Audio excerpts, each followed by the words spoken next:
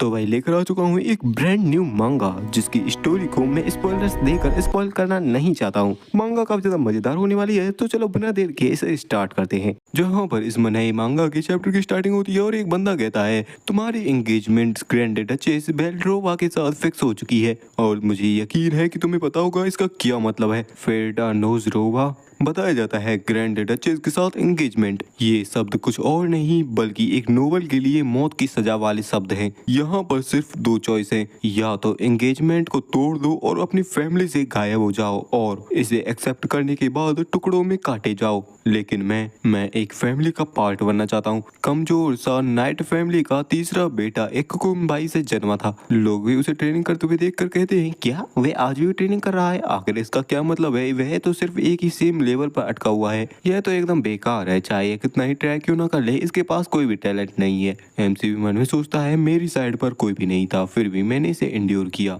मैंने सोचा अगर मैं ट्राई करूंगा और भी ज्यादा ट्राई करूंगा तो मुझे भी किसी ना किसी दिन एक्नॉलेज किया जाएगा। तभी उसका भाई वहां पर आता है और कहता है फ्रेडा, मैंने तुम्हारे बारे में एक काफी इंटरेस्टिंग सा र्यूमर सुना है। क्या तुमने सच में एक नाइट ट्रेनिंग की स्टार्टिंग की है? लगता है तुम्हें किसी चीज के बारे में काफी बड़ी गलतफहमी है। तुम्हारे पास स्टार्टिंग से ही कोई भी राइट नहीं था, वो भी उन बेकार की ब्लू आंखों के साथ। एमसी सोचता है मैं तो सिर्फ अपनी फैमिली से एक्नॉलेज होना चाहता था, लेकिन उन्होंने भी अपनी नजरें मुझसे चुरा ली और मुझे अकेला छोड़ दिया। एमसी भी अपने सर्वाइवल के रास्ते को चुनता है और कहता है कि मैं फैमिली को छोड़ने जा रहा हूँ। जिसके ऐसे डिसीजन को सुनने के बाद उसके फादर के चेहरे पर भी कोई एक्सप्रेशन नहीं होता। वे कहते हैं ठीक है और अब से तुम इस फैमिली के कोई भी हिस्से नहीं हो। जहाँ पर अगले दिन हमारे एमसी को अपने बोरिया बिस्तर के साथ बाहर निकाल दिया होता है और छोड़ दिया होता है इस दुनिया में एक अकेला पर्सन। एमसी भी मन में सोचता है उन्हें यहाँ तक पता था कि मैंने कितना हार्ड ट्रैक किया था इस सब के लिए। मैं उनको कभी नहीं भूलूंगा और इस तरीके से मुझे फेंकने के लिए उन्हें रिग्रेट कराऊंगा। और उसी दिन मैं बना एक मेज। मैं एक मेज के तौर पर 18 साल की उम्र में ही अवेकन हो चुका था, लेकिन फिर भी हमारे एमसी को पीटा जाता है और कुछ लोग कहते हैं क्या तुम इस एज में भी मेज बनने के बारे में सोच रहे हो? एमसी वही बताता है कि यह दूसरे ट्रेनिंग्स के मुकाबले में काफी ज्यादा ही लेट था और लोग भी उसका काफी ज्यादा मजाक उड़ाते हैं इतनी लेट ट्रेनिंग स्टार्ट करने की वजह से। हर एक मेज अपनी इनर पावर का यूज एक ड्राइविंग फोर्स के जरिए करता है और वह उन लोगों से भी कहता है चाहे मैं इन चीजों के बारे में ना भी समझूं फिर भी यह मेरे लिए मैटर नहीं करता है। जहाँ पर हमारे एमसी का माना रेड कलर का होता है, जिसे देखकर वे लोग भी चौंक जाते हैं। वे कहते हैं क्या ये माना? यह तो एक रेड सर्कल है। एमसी भी कहता है मुझे इसलिए फर्क नहीं पड़ता क्योंकि मेरा माना नफरत और प्रतिशोध की भावना से बना हुआ है। और तभी वे अपनी मैजिक पावर से करता है काफी खतरनाक सा ब्लास्ट और उन सारे ही बंदों को अच्छी तरीके से पेल चुका होता है। वह जब मैं एक आर्किमिस्ट के तौर पर सिक्स्थ सर्कल पर पहुंच चुका था तो वह जगह जिस पर मैं सबसे पहले लौटा था वह था मेरा घर, मेरी फैमिली। मैंने उन सर्वेंट्स जो कि मेरी काफी ज्यादा ही निंदा करते थे उनको उनके ही हाथों से मरवा डाला और फर्स्ट और सेकंड यंग मास्टर के बीच में इतनी नफरत भर दी कि उन दोनों ने खुद ही एक दूसरे को मार डाला। और फैमिली के फादर जिनसे मैं सबसे ज्यादा ही नफरत करता था, इस जिंदा नरक को अपने सामने देखने के बाद वे भी टूट गए और अपने आप को मारने की भीख मांगने लगे। एमसी भी उसके पास आते हुए कहता है इसे ध्यान से देखो फादर, क्या यह आपकी वही फैमिली नहीं है जिसे आपने काफी मेहनत से बनाया था? और इसी तरीके से उसने अपनी पूरी फैमिली को खत्म कर डाला और जितनी भी चीजें रोज नवा फैमिली से कनेक्टेड थी उन वे सारे ही वैनिश हो चुकी हैं। लेकिन हमारी एमसी की आंखों में अभी भी रेड कलर का माना होता है। वह कहता है नहीं, यह काफी नहीं है। एमसी बताता है मेरी नफरत और गुस्सा कम होने के बजाय यह पूरे कॉन्टिनेंट से होता हुआ गुजरा और ना जाने कितने लोगों की मौतें हुई। इसके रिस्पॉन्स में अनगिनत पावरफुल लोगों ने अपनी स्वॉर्ड को मेरी तरफ कर दिया। जहाँ पर लोग उससे कहते हैं तुम कमीने, तुमने एक पूरी फैमिली को खत्म कर दिया, क्या यह तुम्हारे लिए काफी नहीं था? तुमने काउंटलेस लोगों को मारा और अब भी तुम ऐसी बेकार की बातों को कर रहे हो। फ्रेडा, इस कॉन्टिनेंट का दुश्मन, हम तुम्हारा जजमेंट करेंगे। लेकिन एक बार फिर से मैं जिंदा बच गया और मैंने अचीव किया ह्यूमंस की लिमिट का सबसे हाईएस्ट सर्कल, एर्थ सर्कल, जिसकी वजह से रॉयल फैमिली तक ने मेरे सामने घुटने टेक दिए। इस तरीके से मैं बन चुका था एक ग्रेट मेज, क्योंकि अब उन लोगों के साथ मैंने ऐसा कुछ बुरा कर दिया था जिस वजह से वे जरूर से ही मेरे पीछे अपना बदला लेने जरूर आते। तो मुझे भी अब स्ट्रॉन्गर बनना था ताकि मैं हर किसी को क्रश करके रख सकूं और मुझे पहुंचना था डेमी गॉड के रियल्म तक, यानी कि 9th सर्कल तक। मुझे चाहिए थी एक ओवरवेलमिंग पावर और इस 9th सर्कल को पाने का एक अल्टीमेट इंग्रेडिएंट है, हाँ भाई सही समझ रहे हो, एक ड्रैगन का दिल। एक क्रिम्सन ड्रैगन जो कि है ग्रैंड डचेस वेल्ड्रोवा, और यही वह कारण था जिस वजह से उसने शुरुआत में ही इससे एंगेजमेंट करने से मना कर दिया था, क्योंकि आखिरकार एक ह्यूमन किस तरीके से एक ड्रैगन के साथ शादी कर सकता है। और अब हमारे एमसी को इसी डचेस यानी कि इसी ड्रैगन का हर्ट चाहिए, और हमारा एमसी भी कहता है सच में भाग्य कितना निर्दयी है। अगले सीन में हम उस ड्रैगन को देखते हैं जिसकी हालत इस टाइम पर काफी ज्यादा खराब हो चुकी होती है। वह कहती है सोचा जाए तो जो कि मेरा फियांसे होना चाहिए था वो मुझे मारने आया है। ड्रैगन से फाइट करते करते हमारे एमसी की भी हालत खराब हो चुकी होती है। एमसी भी कहता है तुम्हारे लिए अच्छा होगा कि तुम मेरे हाथों से शांति से मर जाओ टायरेंट वेल्ड्रोवा। ड्रैगन भी कहती है मुझे पता है मुझे टायरेंट कहा जाता है, लेकिन क्यों? मैंने आज तक कभी भी अपने आप को ह्यूमंस के सामने नहीं दिखाया, यहाँ तक कि तुम्हारे जन्म से पहले तक भी, और मैं अब तक यहाँ पर ह्यूमंस की दुनिया से एकदम दूर रही। आखिरकार तुम्हारे अंदर मेरे लिए किस तरीके की नफरत भरी हुई है? एमसी भी कहता है क्या तुमने कुछ नहीं किया? तुम ही हो मेरे दुर्भाग्य का कारण। तुम्हारी वह बेकार की लालसा अपने फियांसे को ढूंढने की, जिसकी वजह से मुझे मेरी फैमिली से भी निकाल दिया गया। ड्रैगन भी कहते हैं क्या ये मेरा फॉल्ट था? एमसी भी कहता है हाँ, एक लालची ड्रैगन अपने साथी के तौर पर एक ह्यूमन को चाहती थी और वही लालच मेरे दुर्भाग्य का कारण बना। क्या तुम्हें पता भी है? जिसकी बातों को सुनकर ड्रैगन भी कांपने लगती है। वह कहती क्या ऐसा है? एमसी भी उसकी ऐसी हरकत को देखकर मन में सोचता है यह अभी अभी क्या था, छोड़ो ये चाहे कुछ भी हो, अब इससे कुछ भी फर्क नहीं पड़ने वाला। वो तो तुम्हारा शुक्रिया कि तुम्हारी वजह से मुझे थोड़ा टाइम मिल गया अपने माना को रिकवर करने का। अगर मैं इस पर सिर्फ एक फाइनल अटैक कर दूं तभी वह ड्रैगन कहती है ठीक है मैं समझ गई, और ऐसा कहकर वह अपने ड्रैगन वाले हाथ को आगे बढ़ाती है। एमसी को लगता है कि वह उसके ऊपर अटैक करने वाली है, इस वजह से वह भी अपने मैजिक को एक्टिवेट कर लेता है, लेकिन तभी वह किसी चीज को देखकर चौंक जाता है। उसके चेहरे पर गिरता है ड्रैगन का ब्लड, जहाँ पर वह ड्रैगन अपने सीने को चीरने लगी होती है। वह भी मन में सोचता है कि हाँ यह अपने आप को चोट क्यों पहुंचा रही है। ड्रैगन भी कहती है तुमने कहा था कि तुम्हारे मैजिक के लिए तुम्हें एक ड्रैगन हर्ट चाहिए है ना? और हमारा एमसी भी मन में सोचता है यह कमीनी क्या यह उस हर्ट को यूजलेस बनाना चाहती है? मैंने कहा रुक जाओ, वह हर्ट ही मेरा एकमात्र चांस है 9th सर्कल तक पहुंचने के लिए, मैं तुम्हें इसे डिस्ट्रॉय करने नहीं दूंगा। और ऐसा कहकर वह उस ड्रैगन पर भी अटैक कर देता है, जिससे उस ड्रैगन के सिर पर होता है काफी खतरनाक सा ब्लास्ट, लेकिन वह ड्रैगन फिर भी नहीं रुकती और अपने सीने को चीरती ही जाती है और वह ड्रैगन खत्म होकर वहीं पर गिर पड़ती है। हमारा एमसी कहता है कि यह पागल क्या, आखिरकार उस हर्ट का क्या हुआ? लेकिन तभी वह किसी चीज को देखकर काफी ज्यादा ही चौंक जाता है। वह देखता है कि उस ड्रैगन ने अपने ही हाथ से अपने ही दिल को निकालकर हमारे एमसी के सामने रख दिया होता है और कहती है इसे ले जाओ। जिस सीन को देखकर तो हमारा एमसी भी स्पीचलेस रह जाता है। वह मन में सोचता है आखिरकार क्यों?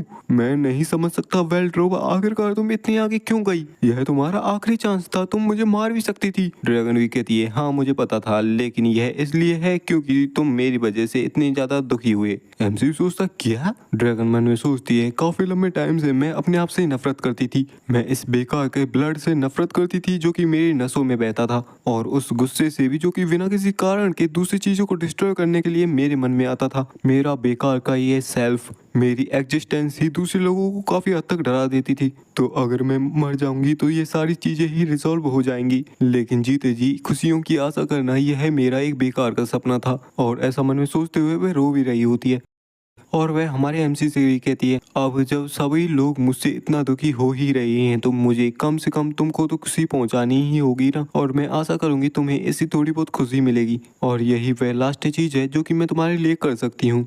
और ऐसा कहकर उसका अंत वहीं हो जाता है। इस सारे सीन को देखकर हमारा एमसी भी अलग ही सदमे में चला जाता है और अपने सीने को पकड़ते हुए कहता है आखिर ये कैसी फीलिंग है, आखिर मैं इतना अनईजी फील क्यों कर रहा हूँ? वेल्ड्रोवा तुम कमीनी, मरते मरते भी मेरे साथ क्या गड़बड़ कर गई है? रुको सोचो, आखिर मैं यहाँ पर किस लिए आया था? 9th सर्कल मेरे सामने है, एसेंस ऑफ ड्रैगन जो कि सदियों से बचा हुआ है। अगर मैं इसे ऑब्जर्व कर लूंगा तो इससे मैं ह्यूमैनिटी को सरपास कर दूंगा और एक डेमीगॉड के रूप में रिवॉर्ड होऊंगा। जहाँ पर जैसे ही वह ड्रैगन एसेंस को एब्जॉर्व करता है हमारे एमसी के चारों बगल से निकलती है काफी खतरनाक सी एनर्जी, लेकिन अगले ही पल वह अपने आप को कहीं और ही पाता है। वह सोचता भी है आखिरकार ये सब क्या चल रहा है? मुझे पक्के तौर पर पता है कि मैंने ड्रैगन हर्ट को लिया था, लेकिन मुझे ऐसा महसूस हो रहा है कि मैं अलग ही चीज की गहराइयों में आ चुका हूँ। क्या यह उस हर्ट का इफेक्ट है? यहाँ पर तो उसका इतना दुख का बड़ा इमोशन है वेल्ड्रोवा का।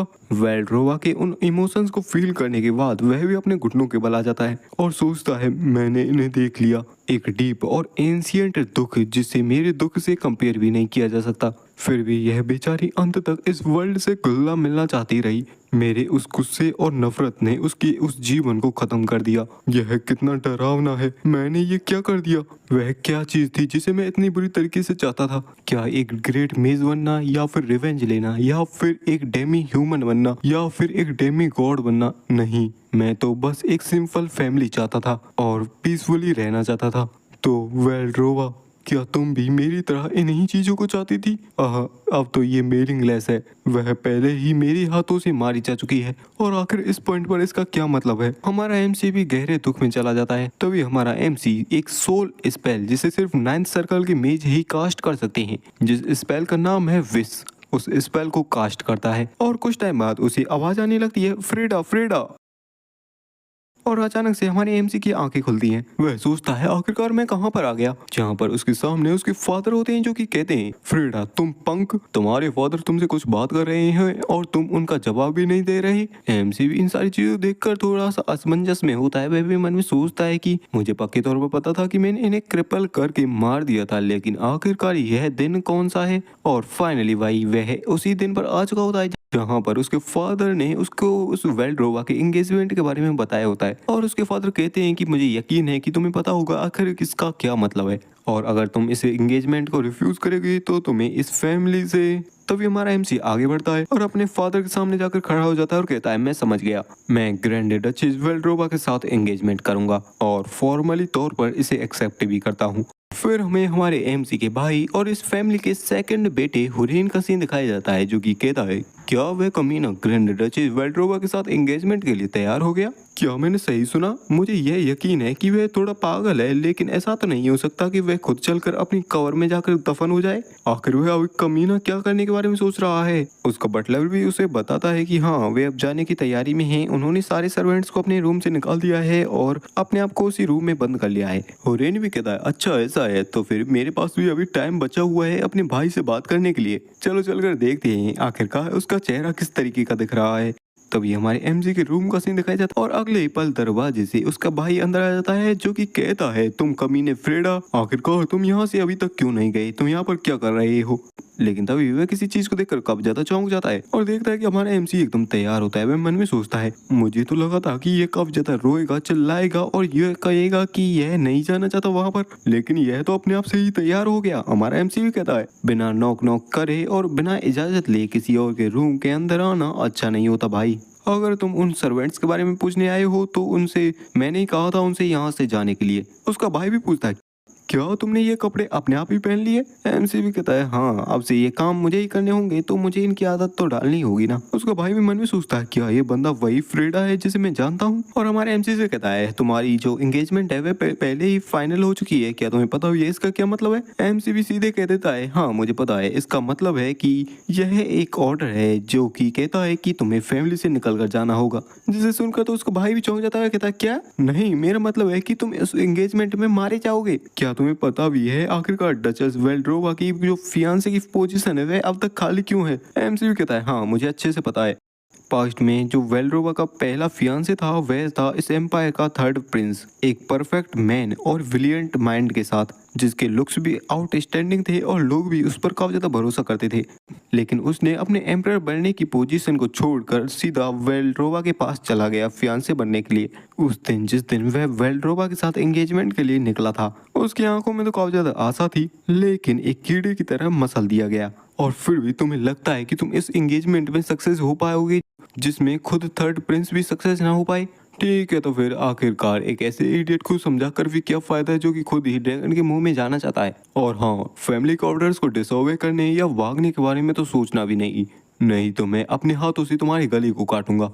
एमसी भी कहता है, भाई मेरे बारे में चिंता करना बंद करो और अपनी उस चीज को अपने पैंट में ही रखना। वैसे भी सभी लोगों को पता है तुम्हारी उन घिनौनी आंखों के बारे में जब तुम अपने भाई की पत्नी की तरफ देखते हो। जिसकी बात को सुनकर उसका भाई भी काफी ज्यादा गुस्सा हो जाता है और कहता है, क्या तुम कमीने? उसके बटलर ने उसे पकड़ रखा होता है। हमारा एमसी भी कहता है, अगर तुम मुझे हिट करना भी चाहते हो तो तुम्हें अपने आप को शांत रखना होगा। वैसे भी ये बचपन वाला टाइम नहीं है, अगर मेरे चेहरे पर इस टाइम पर एक भी स्क्रैच आ गया तो थोड़ी वो गड़बड़ हो जाएगी। वैसे भी ड्रैगन के जबड़े में जाने के लिए अभी मुझे काफी लंबा रास्ता तय करना है, तो मैं अपने रास्ते चलता हूँ। जहाँ पर हमारा एमसी अपने सामान को तैयार करके आ चुका होता है बग्गी के पास, जहाँ पर उसका सर्वेंट ढोंग करते हुए कहता है, मास्टर मैं आपको सर्व करते हुए काफी ज्यादा ही अच्छा महसूस किया था और आपको सर्व करना मेरे लिए काफी सम्मान की बात रही। एमसी भी मन में सोचता है, ऐसी चीजें कहना जिनका तुम्हारे लिए भी कोई मतलब ना हो। अगर तुम मेरे लिए ऐसी तरीके से फील करते तो तुम कभी भी मेरे खाने के साथ छेड़छाड़ नहीं करते। बचपन में जब मैं बीमार होता था तो मुझे लगता था कि यह मेरी कमजोरी की वजह से है, लेकिन बाद में मुझे पता चला कि मेरे सर्वेंट्स भी मेरे साइड पर नहीं थे। पुराने दिनों के बारे में याद करूं तो मुझे उनको मारने का मन करता है, लेकिन इस टाइम पर हमारा एमसी उसे शांत करता है और कहता है, तुमने इस पूरे टाइम में सच में काफी अच्छा काम किया और आपने मेरे जैसे किसी का इतने लंबे टाइम से भी ध्यान रखा। तो मेरे जाने के बाद इस रोजनोवा फैमिली का अच्छे से ध्यान रखना। और हमारा एमसी अपनी बग्गी में बैठकर वहां से जाने लगता है। वह मन में सोचता है, मुझे गुस्सा नहीं आया। शायद ऐसा इसलिए हो सकता है क्योंकि मैंने अपना बदला पहले ही ले लिया था अपने पिछले जन्म में। मेरे दिल में अभी काफी ज्यादा ही सुकून है। गुस्सा और बदला लेने की इच्छा अब मैं इस ज्यादा फील नहीं कर रहा। जब मैं उस मैजिक को यूज करता था वह मेरे लिए एक ड्रग जैसा था। शुरुआत में यह काफी ज्यादा नशीला था, लेकिन जब मैं इसके थ्रेशोल्ड को बढ़ाता गया तो मुझे भी इस पर काबू पाना मुश्किल हो गया। जब मैं उस पागलपन में खो चुका था तो हर चीज मुझे काफी ज्यादा रिफ्रेशिंग और थ्रिलिंग लगती थी। हाँ, लेकिन अब मैं उस रास्ते पर नहीं चलना चाहता। यह साउंड थी जिसे मैंने काफी लंबे टाइम से महसूस भी नहीं किया। यह इतनी भी बुरी नहीं है। क्या इसका यह मतलब है कि मैं फिर से कभी भी एक मेज के तौर पर अवेकन नहीं हो पाऊंगा? तभी कोच वान कहता है कि माय लॉर्ड, हम पहुंच चुके हैं।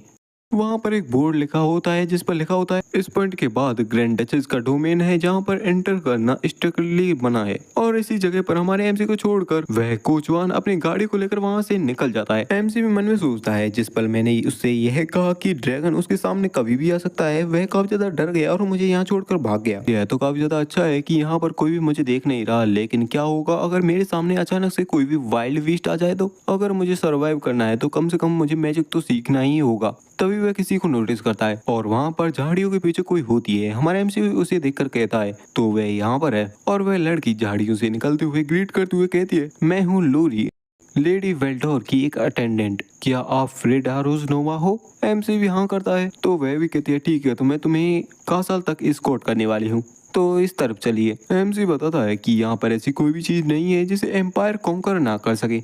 इस एम्पायर के जितने भी सिटीजन थे वे इसके पावर के नशे में धुत हो चुके थे, लेकिन सच तो यही था कि इस एम्पायर के पावर में भी एक कमी थी। ईस्टर्न पार्ट में था लैंड ऑफ डीमन, जो कि काफी खतरनाक मॉन्स्टर्स से भरा हुआ था। यह एक ऐसी कलामिटी थी जिस पर ह्यूमंस कभी भी कॉन्कर नहीं कर सकते। तब जिसने फ्रंट लाइन पर खड़े होकर उन मॉन्स्टर्स को रोका वह थी क्रिम्सन ड्रैगन वेल्ड्रोवा। यहाँ तक कि उसने वह डिफेंस लाइन भी बनाई, फिर भी लोग उसे एक इविल ड्रैगन कहते हैं। इसके बजाय उसने जो काम किया उसके लिए तो उसका काफी ज्यादा सम्मान होना चाहिए। और वे लोग तो उसके बारे में बुरा सोचने से पहले एक बार भी हेजिटेट नहीं करते। कई लोग तो यह भी कहते हैं कि वह सीक्रेटली मॉन्स्टर्स की एक आर्मी को बना रही है, जहां पर हमारे एमसी के पीछे भी कुछ मॉन्स्टर्स आ जाते हैं, लेकिन वह लड़की एक अटैक करके उन मॉन्स्टर्स को भगा देती है और कहती है, यहाँ पर चिंता करने के लिए कोई बात नहीं है। जब तक मैं आपके साथ हूँ वे बेकार के मॉन्स्टर्स आप पर हमला नहीं कर पाएंगे। एमसी भी उसका शुक्रिया करता है और पूछता है कि आखिरकार हमें कितना और चलना होगा। वह बताती है, इसमें अभी भी 2 घंटे लगने वाले हैं। एमसी भी पूछता है, तुम जब यहाँ पर आई थी तो इतनी जल्दी कैसे पहुंची? वह भी बताती है, मुझे वहां से वहां पर आने में लगभग 10 सेकंड लगे थे, मैं उड़कर आई थी। एमसी भी सोचता है, हाँ, जैसा कि एक्सपेक्ट किया ही था कि यह कोई ऑर्डिनरी मेड नहीं है, एक सबऑर्डिनेट जो कि ड्रैगन के ब्लड को इनहेरिट करती है, एक ड्रैगन की संतान, इनेट स्ट्रेंथ, मैजिक, यहाँ तक कि उसके छुपे हुए भी सींग। वह एक अलग ही लेवल की संतान है जो कि किसी और भी संतान से एकदम अलग है। फिर एमसी कहता है, फिर इसमें तो कैसा रहेगा कि इस बार भी हम उड़कर वहां पर चले जाएं तो? वह मेड भी बताती है, अगर ऐसा है तो मुझे आपको अपनी बाहों में पकड़ना होगा और यह मेरे लिए सही नहीं है लॉर्ड फ्रेडा। एमसी भी कहता है, नहीं, मेरे बारे में चिंता करने की कोई जरूरत नहीं है, अगर तुम उड़ सकती हो तो मैं इसे एंड्योर कर सकता हूँ। वह मेड भी कहती है, नहीं, मैं ऐसा करना ही नहीं चाहती। तब भी तो एमसी भी शांत हो जाता है। वह कहता है, अगर तुम ऐसा करना ही नहीं चाहती तो मैं भी इसमें कुछ नहीं कर सकता। अब हम इतने लंबे टाइम से चल रहे हैं तो थोड़ा आराम कर लें तो कैसा रहेगा? वह भी कहती है, हमें जल्दी करनी होगी, वहां पर हमारे मास्टर हमारा इंतजार कर रही हैं। जिसे देखकर तो वह भी परेशान हो जाता है और मन में सोचता है, सच में शादी करना इतना भी आसान काम नहीं है। तभी वह मेड अपने दरवाजे पर नॉक नॉक करती है और कहती है, मास्टर आपके फियांसे आ चुके हैं। एमसी भी मन में सोचता है मैं डोर की उस तरफ से कुछ महसूस कर सकता हूँ। क्या सिर्फ ड्रैगन के ऑरा का प्रेशर ही इतना ज्यादा इंटेंस है? मेड उससे कहती है कि तुम यहीं पर रुको, मैं मास्टर के मैसेज को लेकर आती हूँ और जो भी शब्द कहेंगी मैं तुमको बता दूंगी। एमसी भी कहता है क्या मैं उससे डायरेक्टली बात नहीं कर सकता? वह लड़की भी काफी ज्यादा सीरियस एक्सप्रेशंस के साथ कहती है क्या तुम्हें लगता है कि तुम्हारे जैसे किसी पर्सन के पास मेरे मास्टर के सामने खड़े होने का कोई अधिकार भी है? जिसे देखकर एमसीयू डर जाता है और कहता है अब मैं समझ गया, तुम जा सकती हो अंदर। तो फिर एक पल बाद वह अंदर से आती है और कहती है तो ठीक है, मैं ग्रैंड डचेस वेल्ड्रोवा का मैसेज आपको डिलीवर करने वाली हूँ। और वह बताती है उन्होंने कहा है कि तुम जो आर्केन एम्पायर के ऑर्डर पर मुझसे एंगेजमेंट करने आई हो, मैं तुम्हारे साहस की सराहना करती हूँ जो कि तुम इतनी दूर तक मुझसे मिलने आए। हालांकि मेरा तुमको एंगेजमेंट के लिए फोर्स करने का कोई भी इंटेंशन नहीं है। उस जगह पर वापस लौट जाओ जहाँ से तुम आए हो। एमसी भी मन में सोचता है मैं उसकी फियांसे के तौर पर इतनी दूर से आया और वह मुझे वापस भेज रही है। अगर मैं पिछली लाइफ वाला पर्सन होता तो इसे एक्सेप्ट कर लेता, लेकिन इस बार मैं डिफरेंट हूँ। और एमसी कहता है इस बॉन्ड की शुरुआत किसी कमांड से नहीं हुई है, मैं यहाँ पर अपनी इच्छा से खड़ा हुआ हूँ।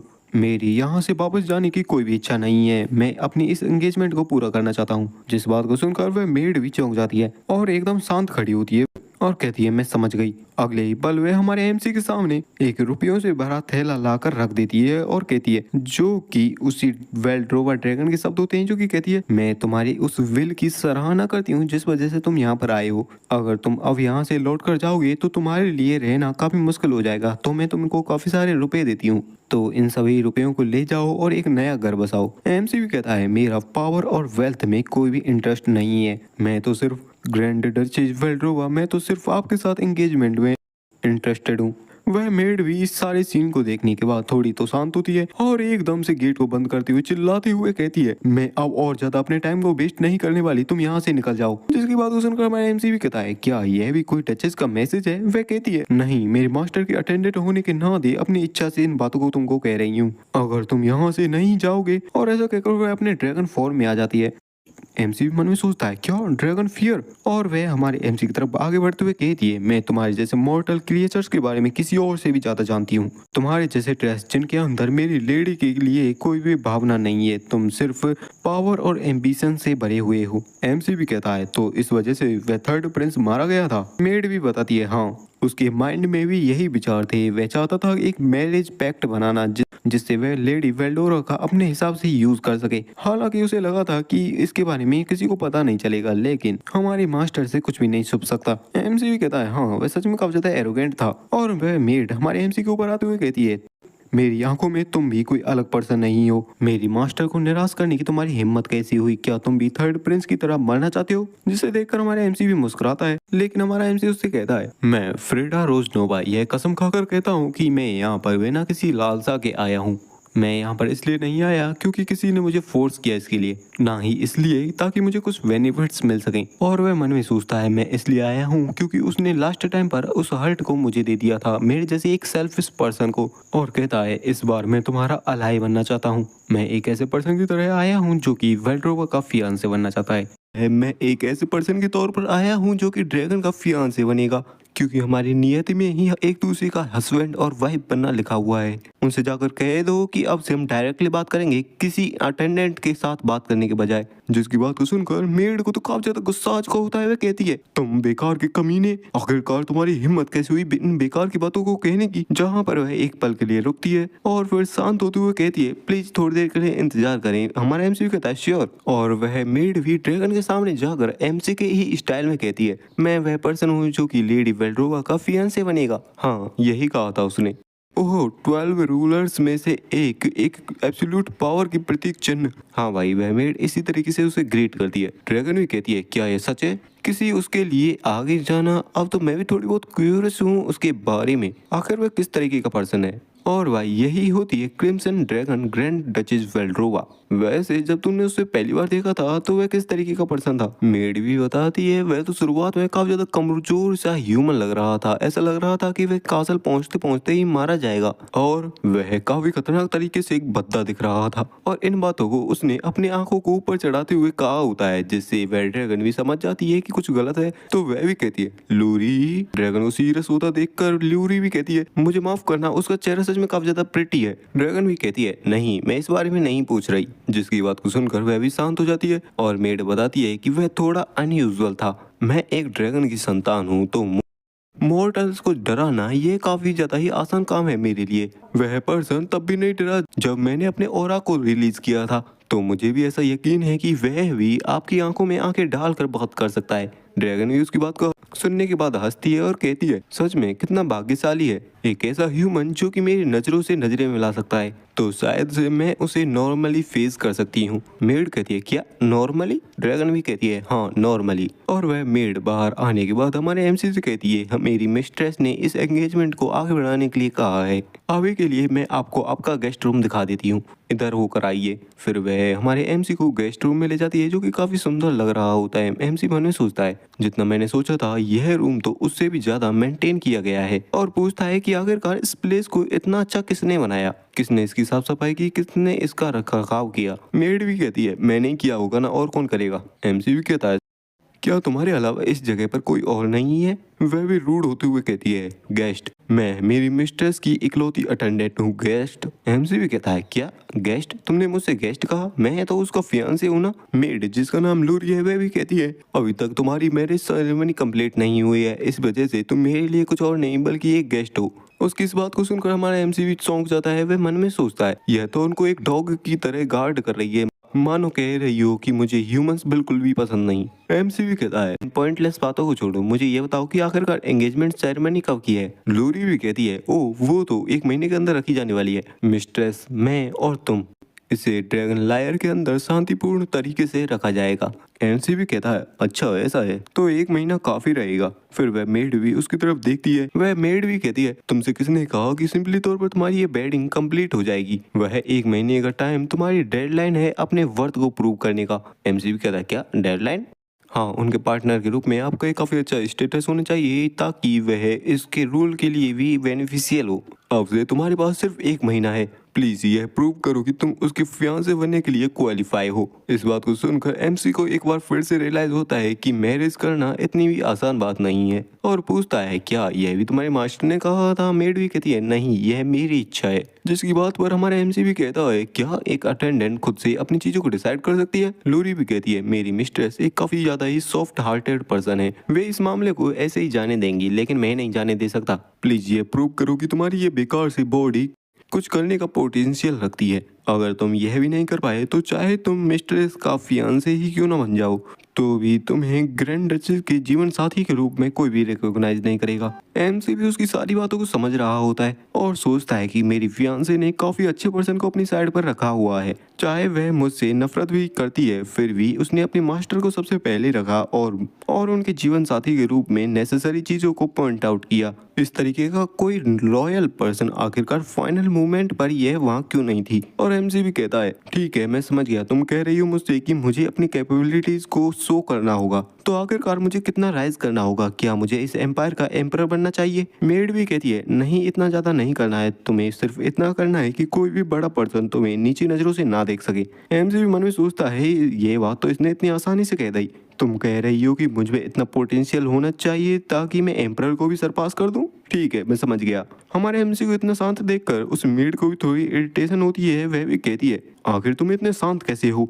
क्या ड्रैगन्स तुम्हें इतने आसान दिखाई देते हैं या फिर तुम कोई स्टूपिड हो? एमसी भी कहता है नहीं, चिंता करने की कोई भी जरूरत नहीं है, मैं 1 महीने के अंदर इतनी एबिलिटीज को दिखा दूंगा जिससे तुम कन्विंस हो जाओ। उसके कॉन्फिडेंस को देखकर वह भी सोच में पड़ जाती है कि आखिरकार इस ह्यूमन के पास ऐसी क्या चीज है जिस वजह से यह इतना ज्यादा ही कॉन्फिडेंट है। फिर हमें रात का सीन दिखाया जाता है। मुझे अपनी पोटेंशियल को प्रूव करना है। हाँ यह बात तो सही है कि मेरे पास अभी भी कोई एबिलिटी नहीं है, हालांकि इस कॉन्टिनेंट में मेजेस काफी ज्यादा ही प्रीसियस माने जाते हैं, जिनमें से मेरे पास है 9th सर्कल की मेज की एक्सपीरियंस। तो यहाँ पर मेरे पास सिर्फ एक्सपीरियंस है। किसी भी मेज के लिए उसका फर्स्ट सर्कल काफी ज्यादा ही इंपॉर्टेंट होता है।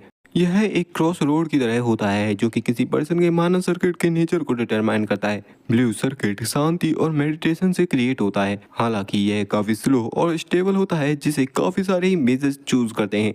वहीं दूसरी तरफ रेड सर्किट जो कि काफी खतरनाक इमोशंस से क्रिएट होता है, यह माना सर्कल दूसरे लोगों को काफी तेजी से ग्रो करने के लिए अलाउ करता है, लेकिन एक्सचेंज में वह बंदा अपने ही इमोशंस द्वारा कंज्यूम कर लिया जाता है और एकदम से पागल सा हो जाता है।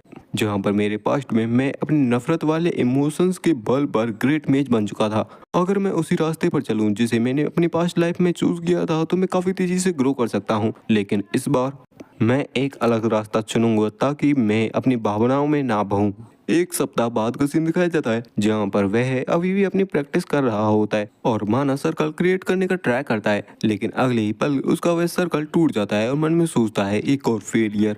किसी भी ब्लू सर्कल को क्रिएट करने के लिए यूजुअली 3 साल तक लग जाते हैं। हाँ, इसमें काफी लंबा टाइम लगता है, लेकिन मेरे रिग्रेशन की उन सेंसेस की बदौलत मैं इसे काफी जल्दी ही कर सकता हूँ। हालांकि यह उस रेड सर्कल से पूरी तरीके से डिफरेंट फील होता है, लेकिन यहाँ पर मेरे पास सिर्फ 3 सप्ताह बचे हुए हैं इस रेड से। तो जहाँ पर मेड खाना लेकर आ चुकी होती है वह कहती है, क्या तुम अभी भी तैयारी कर रहे हो? एमसी भी हाँ करता है। वह कहती है, देखने से तो ऐसा नहीं लगता कि कुछ बदला हो। वह भी बताता है, अगर मैं इसे करता रहूंगा तो ये हो ही जाएगा।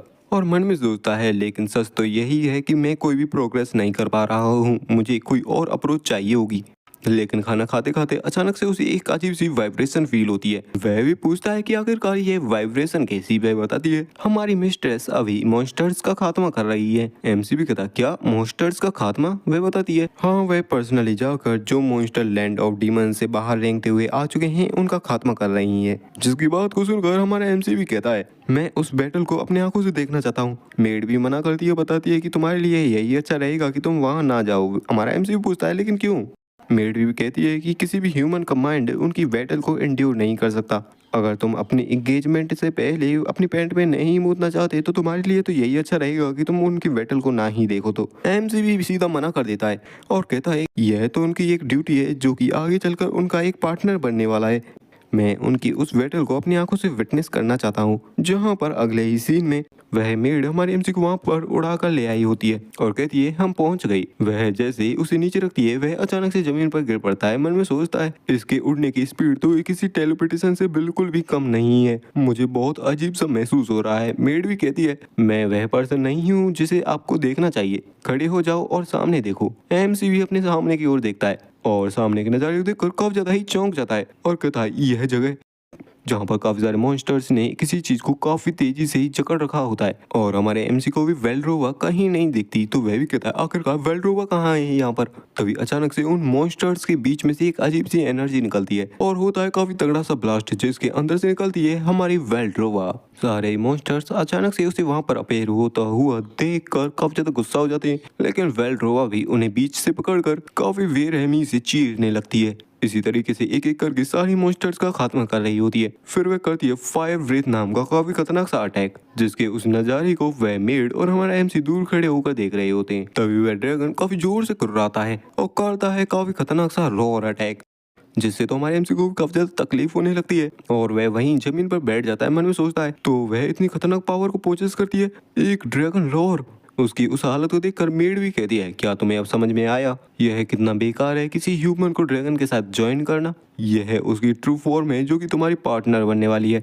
वह देख पाती है हमारे एमसी की कंडीशन को, जो कि काफी ज्यादा ही खराब होती जा रही होती है। उसके हाथ भी कपकपा रहे होते हैं, जैसा कि एक्सपेक्ट किया ही था। यह पहले से ही कपकपा रहा है। मैंने तो इसे पहले से ही वार्निंग दी थी कि वहां पर ना जाए, फिर भी क्रिम्सन ड्रैगन के ब्लड में है डुअल्स, जिसे ह्यूमंस कहते हैं एसेंस ऑफ विकेड ड्रैगन, एक लाइफ ऑफ डिस्ट्रक्शन, जिसका ईंधन ही है सेवेज मर्डरस गुस्सा। यह तो उनका एक अंदरूनी नेचर ही है। अगर तुम ऐसे ही लगे रहे तो तुम्हारी यह कमर रोज टूटेगी। क्या तुम्हें अब समझ में आया आखिरकार ड्रैगन का पार्टनर बनने से क्या मतलब होता है?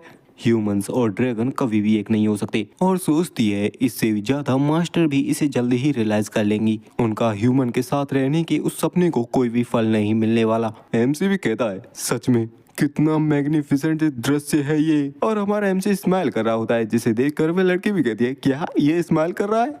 यहाँ तक कि इसे देखने के बाद भी वह इससे भयभीत होने की जगह पर इसे एडमायर कर रहा है। क्या यह तो एक क्रेजी मैसोकिस्ट है। मैसोकिस्ट मतलब कि एक ऐसा बंदा है जो कि अपने आप को ही चोट पहुंचाता है। फिर हमें ड्रैगन पैलेस का सीन दिखाया जाता है जहाँ पर हमारा एमसी अपने बिस्तर पर लेटा हुआ होता है। वह मन में सोचता है मैंने जैसे तैसे तो अपने आप को संभाल लिया, लेकिन अब तो मेरा पूरा शरीर सुन्न पड़ा हुआ है क्योंकि मेरे इस शरीर ने ड्रैगन फियर को ही नहीं बल्कि ड्रैगन रोर को भी झेला है। जहाँ पर हमारे एमसी को उसके कमरे में वापस लूरी ही लाई होती है उठाकर। एमसी सोचता है कि यह तो काफी बड़ा मिरेकल है कि मेरा माइंड इतनी जल्दी होश में आ गया। इस तरीके से तो मैं अपने सर्कल को ओपन करने से अभी भी काफी ज्यादा दूर हूँ और यहाँ तक कि मैंने अपने पूरे दिन को भी खो दिया। पहली बात तो मैं उस बैटल को देखना क्यों चाहता था। अगर मैं उस सब को रिफ्लेक्ट करूं जो कि आज मैंने देखा है और उस ड्रैगन के सीन को याद करके उसके रोंगटे भी खड़े हो जाते हैं। वह कहता है यह कुछ और नहीं बल्कि एक डरावना दृश्य था, लेकिन फिर भी मैं उसे देखता रहा। वह अपने ट्रू सेल्फ को दूर दराज इलाके में छुपाती है और उन मॉन्स्टर्स को मारने का काम करती है। वह सिर्फ अपने प्यारे लोगों को बचाने का काम करती है। उस नोबल नाइट के रास्ते पर चलती है जो कि हमेशा कठिनाइयों के रास्ते को चुनता है। सच में कितना मनमोहक है। अगर मैं और वह, रुको, ये कैसी सेंसेशन है? क्या रेड सर्कल? यह उस तरह का माना नहीं है जो कि मुझे चाहिए। मैं अपने पास्ट में हुई गलती को दोबारा दोहराना नहीं चाहता। मुझे इसे रिजेक्ट करना होगा। आखिर यह क्या है? वेल्ड्रोबा? जितना ज्यादा मैं उस बैटल को याद कर रहा हूँ मेरा मानव सर्किट भी उतना ज्यादा ही क्लियर होता जा रहा है। एक इमोशन, ना तो वो गुस्सा है और ना ही रिवेंज। क्यों? आखिर यह इमोशन क्या कहलाता है? कितना अनयूजुअल और अजीब है। मुझे ऐसा महसूस हो रहा है कि अगर मैं इस फीलिंग को नहीं पकड़ूंगा तो ये अगले ही पल पूरी तरीके से बिखर जाएगी। इस इमोशन पर फोकस करो, इसे कंप्रेस करो और जोर जोर से घुमाओ। जहाँ पर हमारा एमसी अपनी मानव सर्किट को और भी ज्यादा क्लियर करने में लगा हुआ होता है और कहता है एक सिंगुलर सर्कल को बनाओ। इस टाइम यह डिफरेंट होने वाला है। मैं उसी सेम फ्यूचर और उसी सेम मिस्टेक को दोबारा नहीं होने दे सकता। इसे दोबारा से रिपीट होने की गलती कभी नहीं करने दे सकता। अगले दिन जब लूरी हमारे एमसी के रूम में आती है तो वह कहती है क्या तुमने एक रात में माना सर्किट कंप्लीट कर लिया? एमसी भी कहता है क्या तुमने इसे नोटिस कर लिया? तुम्हारी वे ड्रैगन वाली आंखें कोई मजाक नहीं है। लूरी भी कहती है तुम तो कल बड़ी मुश्किल से ही खड़े हो पा रहे थे। आखिर यह तुमने कैसे किया? एक रात में ऐसा काम कर देना ये तो इम्पॉसिबल है। एमसी भी कहता है ऐसा इसलिए हो पाया क्योंकि मैं कोई नॉर्मल पर्सन तो हूँ नहीं। तो अब तुम मेरे बारे में क्या सोचती हो? लूरी भी कहती है हाँ तुम क्वालिफिकेशन स्टैंडर्ड को तो मैच करते हो। एमसी भी कहता है तुम्हारे चेहरे को देखने से ऐसा लगता है कि मुझे अभी भी काफी लंबा रास्ता चलना होगा। यहाँ कोई ऐसी जगह है जहाँ पर अपनी मैजिक की प्रैक्टिस कर सकूँ मैं? अगला सीन हमें एक ऐसी जगह का सीन दिखाया जाता है जहाँ पर कुछ ट्रेनिंग के इक्विपमेंट्स होते हैं और लूरी उस जगह की साफ सफाई कर रही होती है। कहती है जैसे कि तुमने रिक्वेस्ट की थी मैंने उसी तरीके का एक ट्रेनिंग ग्राउंड बना दिया है। जिसे देखकर तो एमसी भी चौंक जाता है और मन में सोचता है जैसा कि वेल्ड्रोवा की एकमात्र अटेंडेंट से अनुमान लगाया ही गया था, इसने आधे दिन में ही पूरे इक्विपमेंट से भरा हुआ एक प्रैक्टिस फील्ड को बना दिया। एक्सीलेंट, और तालियां भी बजाने लगता है। लूरी पूछती है मुझे तुमसे कुछ पूछना है। तुमने जिनकी रिक्वेस्ट की थी वो कोई एक्सपेंसिव मैजिक टूल्स नहीं थे, तुमने सिर्फ प्रैक्टिस के लिए टारगेट्स की ही मांग की थी। आखिर तुम किस चीज की प्रैक्टिस करने की प्लानिंग बना रहे हो? एमसी भी कहता है मैं तो माना को एफिशिएंटली तौर पर कंट्रोल करने की प्रैक्टिस करने के बारे में सोच रहा हूँ। अगर मैं इसे अच्छी तरीके से कंट्रोल कर पाऊंगा तो यह ज्यादा बेस्ट नहीं होगा। लूरी भी कहती है क्या सिर्फ इतना ही? लूरी को कंफ्यूजन में देखकर हमारा एमसी भी पूछता है क्या ड्रैगन्स को ऐसा करने की जरूरत नहीं पड़ती? वह भी कहती है नहीं, यह तो हमारे लिए सांस लेने के बराबर है। अगर दूसरी ड्रैगन की संतानें तुम्हें ऐसा कहते हुए सुनेंगी तो वह तो तुम्हें पुराने जमाने की कहेंगी। एमसी भी कहता है क्या मेरा बिहेवियर तुम्हें पुराने जमाने वाला लगता है? लूरी भी कहती है मैं भी एक ड्रैगन की संतान हूँ तो हाँ। जिसकी बात को सुनकर तो एमसी भी शांत हो जाता है। मन में सोचता है आखिरकार ये लोग जो कि एक गिफ्ट के साथ पैदा हुए हैं आखिरकार किसी ह्यूमन के एफर्ट्स को कैसे ही समझ पाएंगे। एमसी ट्रेनिंग के लिए जाने लगता है। लूरी पीछे से पूछती है क्या मैं आपकी ट्रेनिंग को देख सकती हूँ? हमारा एमसी भी कह देता है क्या तुम्हारे लिए तो इस सांस लेने के बराबर है, क्या फिर भी तुम इस सांस लेने की ट्रेनिंग को देखना चाहती हो? हाँ, और वह थोड़ा शांत होता है। माना कंट्रोल का फाउंडेशन ही स्टेबिलिटी है जो कि ब्लू सर्कल का मेथड है। हालांकि रेड सर्कल उसे कंट्रोल करने के लिए मुझे अपने इमोशंस को भी कंट्रोल करना पड़ता है। तो मैं इस विरोधाभास पर एक बार विजय पालूंगा तो मैं इसके एक पाथ को ओपन कर पाऊंगा। मेरे पिछले जन्म में मुझे हिंसा की धारा से एक माना निकालने के लिए भी 1 साल का टाइम लग गया था और इसे एक गोले में कंडेंस करने के लिए 1 और साल। उस माना बुलेट को रिक्रिएट करना, जिसे क्रिएट करने में मेरी पिछली लाइफ में मैंने ना जाना कितना खून पसीना और मेहनत लगाई थी, लेकिन अब सिर्फ 2 मिनट में। जिसे देखकर तो लूरी भी चौंक जाती है, मन में सोचती है क्या माना का गोला क्रिएट कर लिया, वो भी बिना पसीना बहाए, और अपनी फर्स्ट ट्रेनिंग में ही अपने माना को कंट्रोल करने में सक्सेस हो गया। जहाँ पर हमारा एमसी 3 माना बुलेट्स बनाता है और सेंटर वाले टारगेट के ऊपर पॉइंट आउट करता है, और तभी अचानक उन्हें फायर कर देता है उस टारगेट पर, जिससे वहां पर काफी तगड़ा सा ब्लास्ट होता है। एमसी भी कहता है जैसा कि मैंने एक्सपेक्ट किया था, इसने मुझे ही नहीं मारा। हमारे एमसी को देखने के बाद उसे थोड़ा शक होता है उस पर, और ये सारी रिपोर्ट लाकर उसने हमारे इनोसेंट वेल्ड्रोवा को दी होती है। वेल्ड्रोवा भी कहती है मैं समझ गई, तुमने काफी अच्छा काम किया लूरी। वह यहाँ पर आने के कुछ टाइम बाद ही एक मेज के तौर पर अवेकन हो गया। हालांकि मुझे नहीं पता आखिरकार यह कितना इम्प्रेसिव है, क्योंकि हालांकि मैं एक ड्रैगन हूँ और मुझे नहीं पता आखिरकार ह्यूमंस के बीच में इसे कैसे देखा जाता है। वैसे तुम बाहर की दुनिया को काफी अच्छे से जानती हो, तुम्हारा क्या कहना है लूरी इसके बारे में?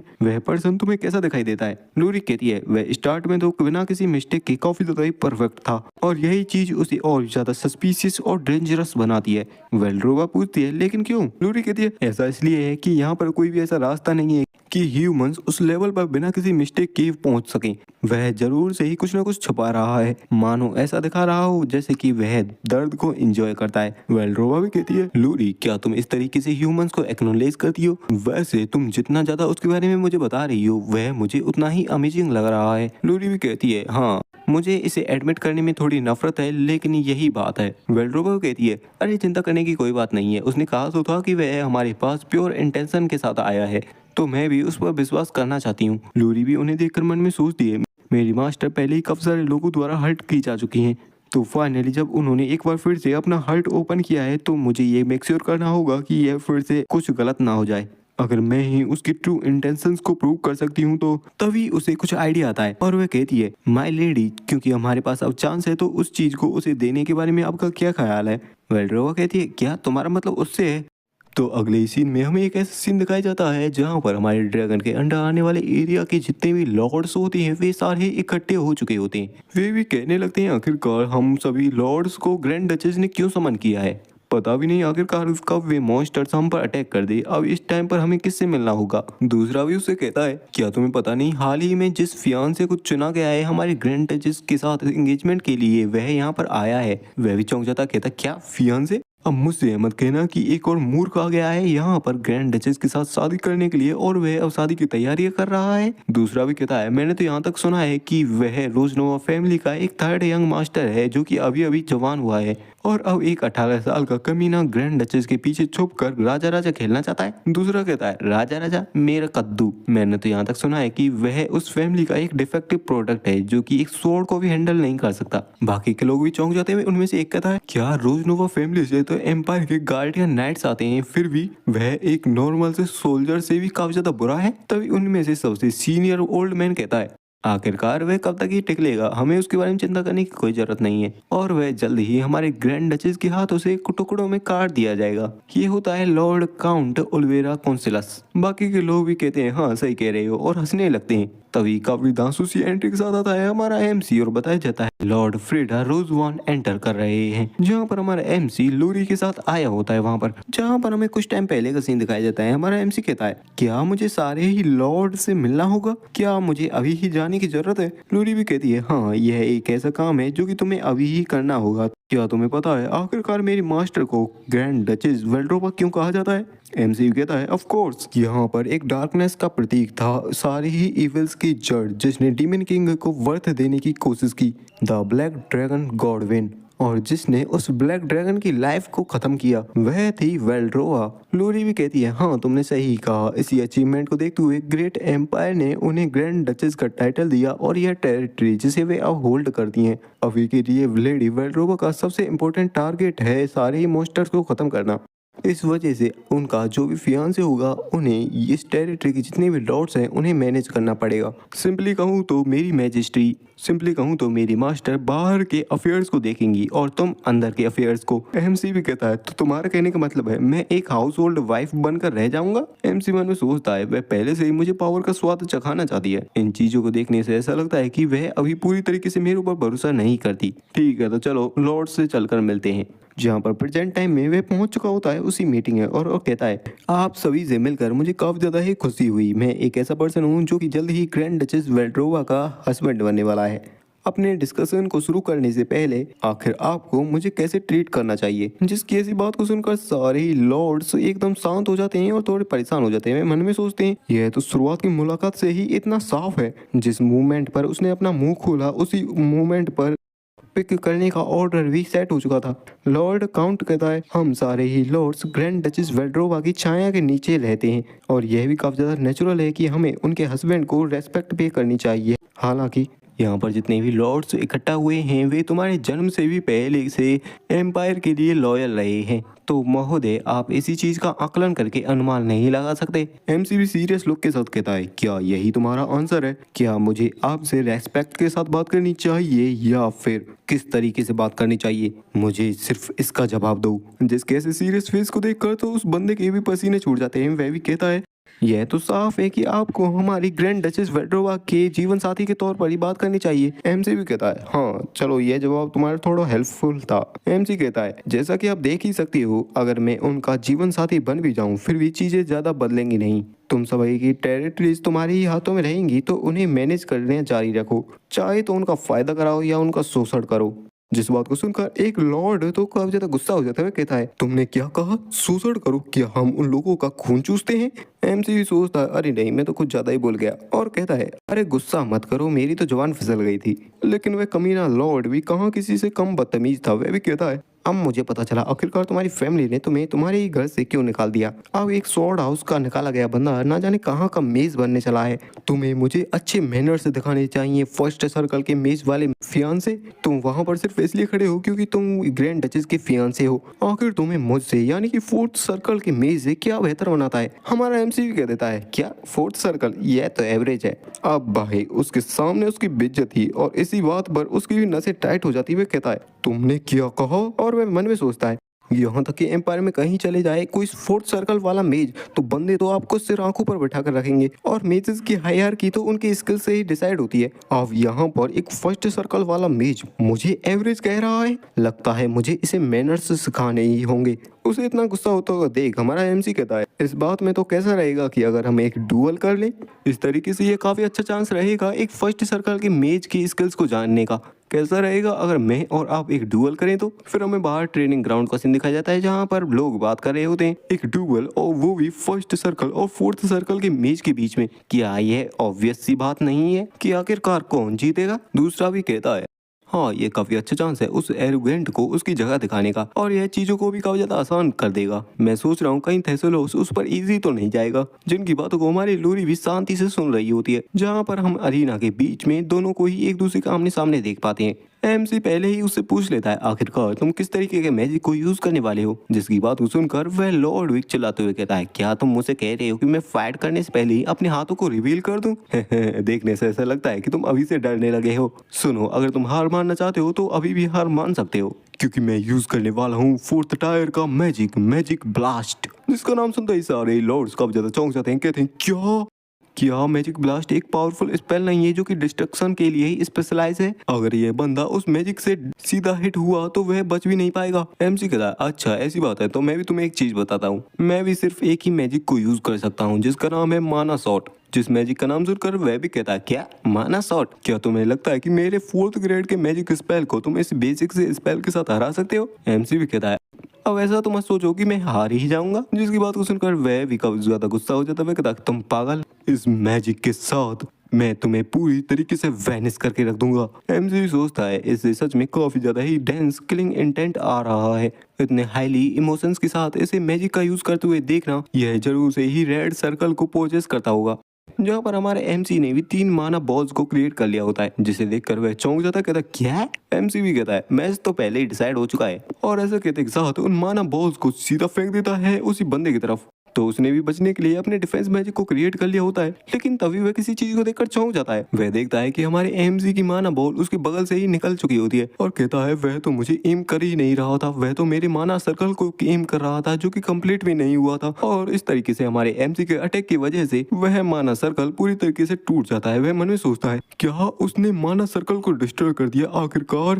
क्या यही है एक फर्स्ट सर्कल मेज की रियल पावर, एक टेक्निक जो कि मैजिक सर्कल्स को डिस्ट्रॉय कर सकती है। यहाँ तक कि इसे तो मैं भी नहीं कर सकता। तभी होता है बूम। वैसे हमारे एमसी का वह अटैक इतना ज्यादा खतरनाक तो नहीं होता, लेकिन फिर भी उसके हाथ पर काफी ज्यादा गहरी चोट लगी ही जाती है और अपने हाथ को पकड़कर वह वहीं ग्राउंड में बैठ जाता है। सोचता है मुझे तो यकीन नहीं हो रहा, मैं हार चुका हूँ। जहाँ पर हमारा एमसी फुल एटीट्यूड के साथ उसके सामने खड़ा होता है। उस मोटे बंदे को तो अभी भी यकीन नहीं हो रहा होता, लेकिन सोचता है मैं स्ट्रॉन्गर बनना चाहता हूँ। ठीक है, मैं हार मानता हूँ। अगर मैं और स्ट्रॉन्गर बन जाऊंगा तो यहाँ पर कोई भी ऐसी चीज नहीं रहेगी जिसे मैं ना पा सकूं।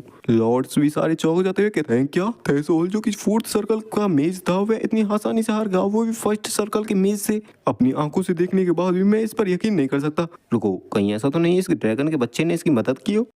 जिसकी बात को सुनकर हमारी लोरी भी कहती है क्या तुम्हें तुम्हारी आंखों पर भी यकीन नहीं है? चलो तुम्हारी बेकार की आंखों को मैं निकाल ही देती हूँ। जिसकी बात को सुनकर वह भी डर जाता है। एमसी उसे हाथ पकड़ा कर उसे उठाने लगता है। थैसोल भी कहता है मुझे कभी नहीं लगा था कि मैं तुम्हारे जैसे किसी कैपेबल बंदे को देख भी पाऊंगा, यह दुनिया सच में काफी ज्यादा बड़ी है। एमसी भी कहता है तुम्हारा मैजिक भी काफी ज्यादा आउटस्टैंडिंग था, अगर तुम थोड़ा और भी तेज होते तो मैं सच में काफी ज्यादा बुरी तरीके से घायल हो जाता। इस जगह की फोर्स में तुम जैसे बंदों को देखने के बाद मुझे राहत मिलती है। थैसोल भी हंसते हुए कहता है हाँ हाँ, क्या तुमने मुझे रिकॉग्नाइज कर लिया?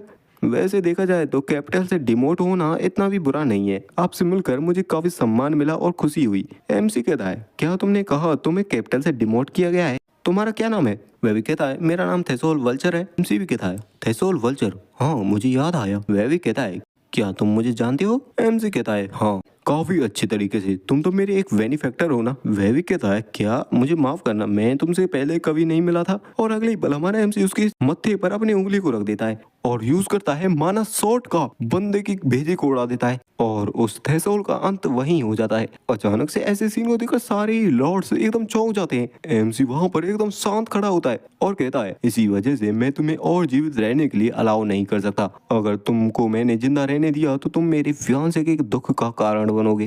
सारे नोवेल्स फ्रेडा के इस काम को देखकर कहते हैं क्या फ्रेडा ने एक लॉर्ड को मार डाला? एक डुअल जो कि पहले ही खत्म हो चुकी थी, किसी और के कहने से पहले उसने किसी को मार डाला। यह तो क्लियरली एक नोवेल का मर्डर है। और लेकिन आखिरकार कौन इसके सामने इसे फेस करने के लिए खड़ा होगा? एमसी उन सभी को एक जगह पर जमा हुआ देखकर कहता है क्या आखिरकार आप सभी लोग यहाँ पर क्यों खड़े हुए हो? क्या इस थेसोल के कारण?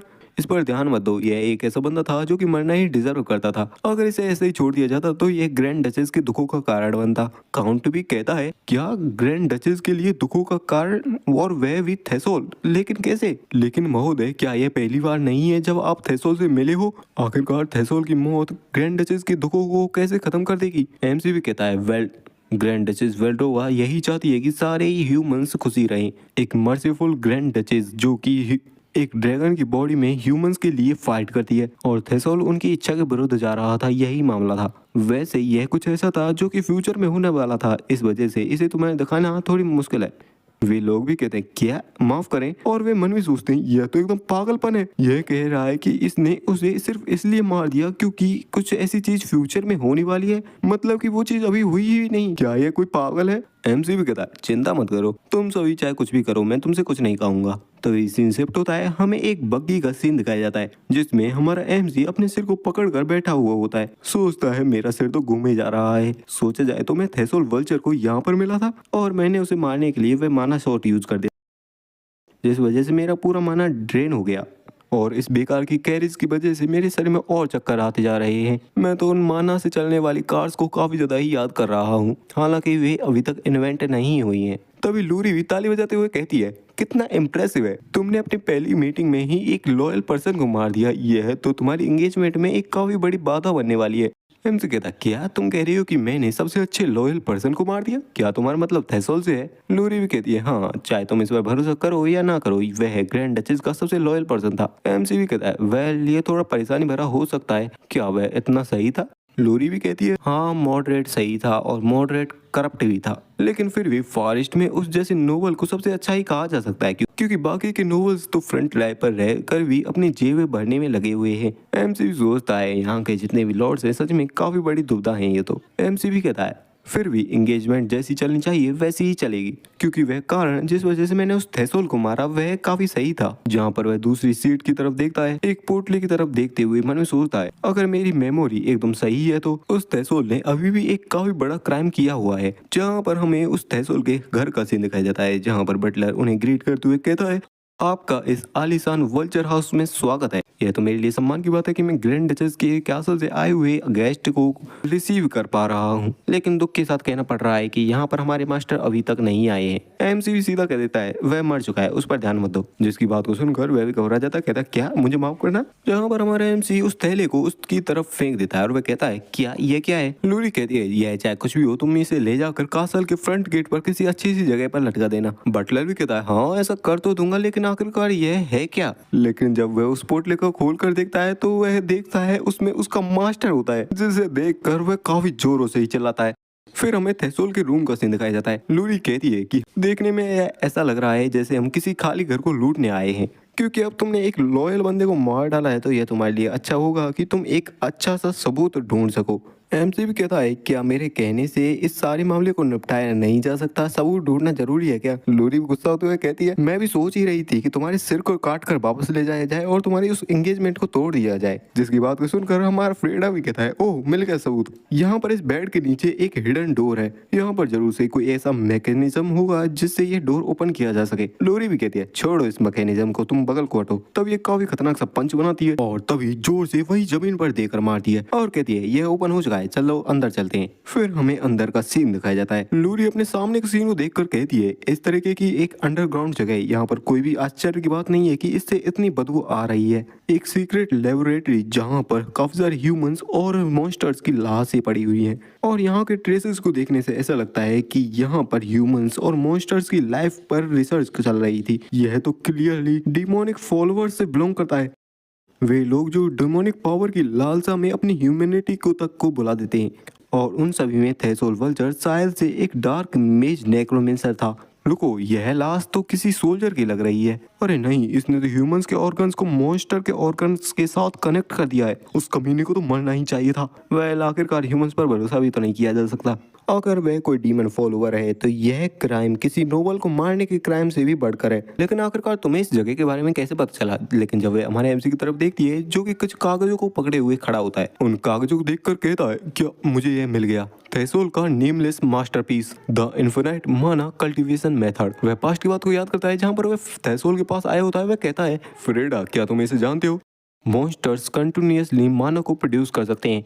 हालांकि यह बेकार का लो क्वालिटी माना होता है जिसका कुछ भी यूज नहीं होता। लेकिन आखिरकार कैसा रहेगा अगर हम मॉन्स्टर्स के माना के प्री प्रोडक्शन को अपने आप से रिक्रिएट कर सकें और कंटिन्यूअसली प्योर माना निकाल सकें। यह तो सच में माना का इन्फिनिट सोर्स बन जाएगा और अगर यह कंप्लीट हुआ तो यह सर्कल्स की भी लिमिट को सरपास कर देगा। एमसी भी कहता है यह तो तुम्हारी काफी ज्यादा रिमार्केबल अचीवमेंट है। आखिरकार थेसोल तुम इसके साथ क्या करने वाले हो। वह भी कहता है क्यों, यह तो मेरी अनडेड मॉन्स्टर्स की आर्मी है जिसे मैंने क्रिएट किया है। मैं उन सारी नोबल्स को क्रश करके रख दूंगा जिन्होंने मुझे ड्रैगन की टेरिटरी में डिमोट किया।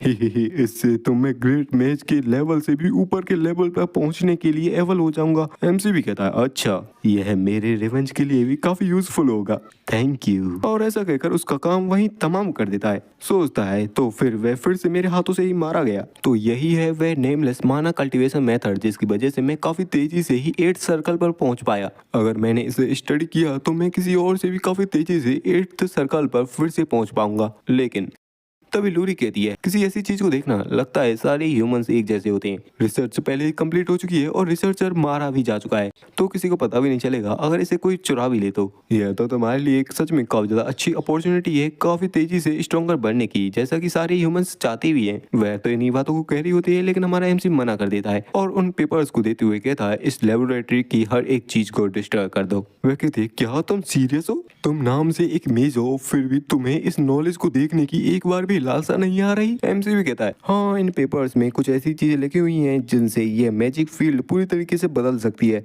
लेकिन आखिरकार इसका क्या ही यूज है।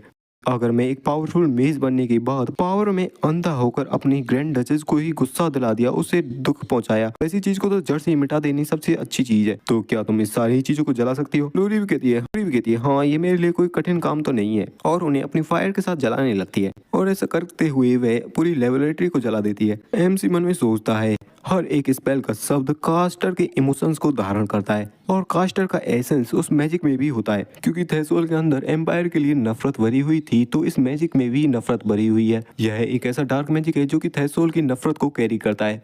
थेसोल भी एक रेड सर्कल को पोजेस करता था, और उसकी नफरत और घृणा मेरी तरह ही प्रबल थी, और मैं ही था जिसने उसके गुस्से और नफरत को शेयर किया। अगर मैंने उसके मैजिक को कैरी ऑन रखा तो मैं पिछली बार की तरह ही बन जाऊंगा, और मैं अपने इमोशंस से नहीं जीत पाऊंगा। तो मुझे इसे हटाना होगा। मेरा पास्ट सेल्फ, जिसे खुद के सर्वाइवल के लिए ही खुद से नफरत करनी पड़ी, यह सच में अच्छे तरीके से जल चुका है। हमारे लूरी भी हमारे एमसी को घूर घूर कर देखते हुए मन में सोचती है, यह तो सच में एक अनप्रेडिक्टेबल साइको है, और इससे भी ऊपर एक मास्कोसिस्ट भी। और मैं इस ह्यूमन को अपने मास्टर के साथ रखना बिल्कुल भी पसंद नहीं करती। चलो इस बेकार की जगह को छोड़ते हैं। वैसे भी इस बेकार के ब्लड की दुर्गंध को सूंघना हमारी मास्टर के एंगेजमेंट से पहले काफी ज्यादा ही अशुभ रहेगा। और हमारा एमसी भी मन में सोचता है, तो फाइनली टाइम आ चुका है एंगेजमेंट सेरेमनी का। हमारी ग्रैंड डचेस की एंगेजमेंट सेरेमनी का सीन आ चुका है, जहाँ पर हमारा एमसी तैयार होता है। लूरी भी उसे सेरेमनी के लिए ले जा रही होती है। वह कहती है, क्या एंगेजमेंट सेरेमनी के लिए तुम्हें जितनी भी शपथ लिखनी थी वे सारी लिख ली हैं? एमसी भी हाँ करता है और कहता है, एक ऐसी सेरेमनी रखना जहाँ पर दोनों तरफ से ही लोगों को अपनी अपनी शपथ लिखनी होगी। सच में हमारी ग्रैंड डचेस काफी ज्यादा ही रोमांटिक है। जिस बात को सुनकर लूरी भी कहती है, हाँ यही काफी उदार तरीका है इस चीज को बताने का। और पावर के मुकाबले देखा जाए तो उनकी सेरेमनी एक घोड़े के अस्तबल से भी बुरी जगह पर रखी जा रही है। एमसी भी उसे देखकर सोचता है, सच में ऐसा लग रहा है कि ये काफी बड़ी परेशानी में है। चाहे वे हमारी इस एंगेजमेंट से इतनी खुशी ना भी हो, फिर भी वह वेल्ड्रोबा को खुश होता हुआ देखना चाहती है। यह काफी दुर्भाग्यपूर्ण है कि उसे ऐसी परेशानियों को झेलना पड़ रहा है। जहाँ पर हमारा एमसी उसे ही देख रहा होता है, लूरी भी कहती है, हे तुम कहाँ देख रही हो? मैं नहीं चाहती कि जिस सेरेमनी के आउटफिट को मैंने इतनी अच्छी तरीके से सजाया है, तुम उसे ऐसे ही झुर्रियां डालकर बिगाड़ दो। और ऐसे ही ताने देने लगती है। एमसी भी सोचता है, चलो ये तो अच्छा है कि यह अपनी उस भड़ास को मेरे ऊपर निकाल कर थोड़ा शांत हो रही है। तभी एमसी भी कहता है, वैसे जब लास्ट बार सभी को बुलाया गया था तब से चीजें एकदम शांत हैं। आखिर ग्रैंड डचेस की टेरिटरी की क्या हालत है? क्योंकि जिन लॉर्ड्स को मैंने देखा है वे फ्रंट लाइन के लिए बिल्कुल भी फिट नहीं बैठते हैं। लूरी भी कहती है, हाँ तुमने सही देखा, लॉर्ड्स ने अथॉरिटी मिलने के बाद जो शुरुआती काम किए थे उनको तो देखा जा सकता था, लेकिन अब जब उन पर नजर रखने वाला कोई भी नहीं है तो वे अपनी जेबों को भरने में लगे हुए हैं। वे लोगों पर अपनी मिलिट्री फोर्स के साथ दबाव बनाते हैं। तो ये कहा नहीं जा सकता कब एक काफी बड़ा दंगा भड़क जाए। बेसिकली मांगा राइटर ने इस चैप्टर को हमारे इंडिया की सिचुएशन को देखते हुए लिखा है। एमसी भी कहता है, ये तो सच में काफी ज्यादा सीरियस है। अगर डचेस वहां जाकर उनसे एक शब्द भी कहें तो वे तुरंत ही अपने घुटनों पर आ जाएंगे, लाइक आवर मोदी सरकार। लेकिन लूरी भी कहती है, तुम जल्दी ही समझ जाओगे।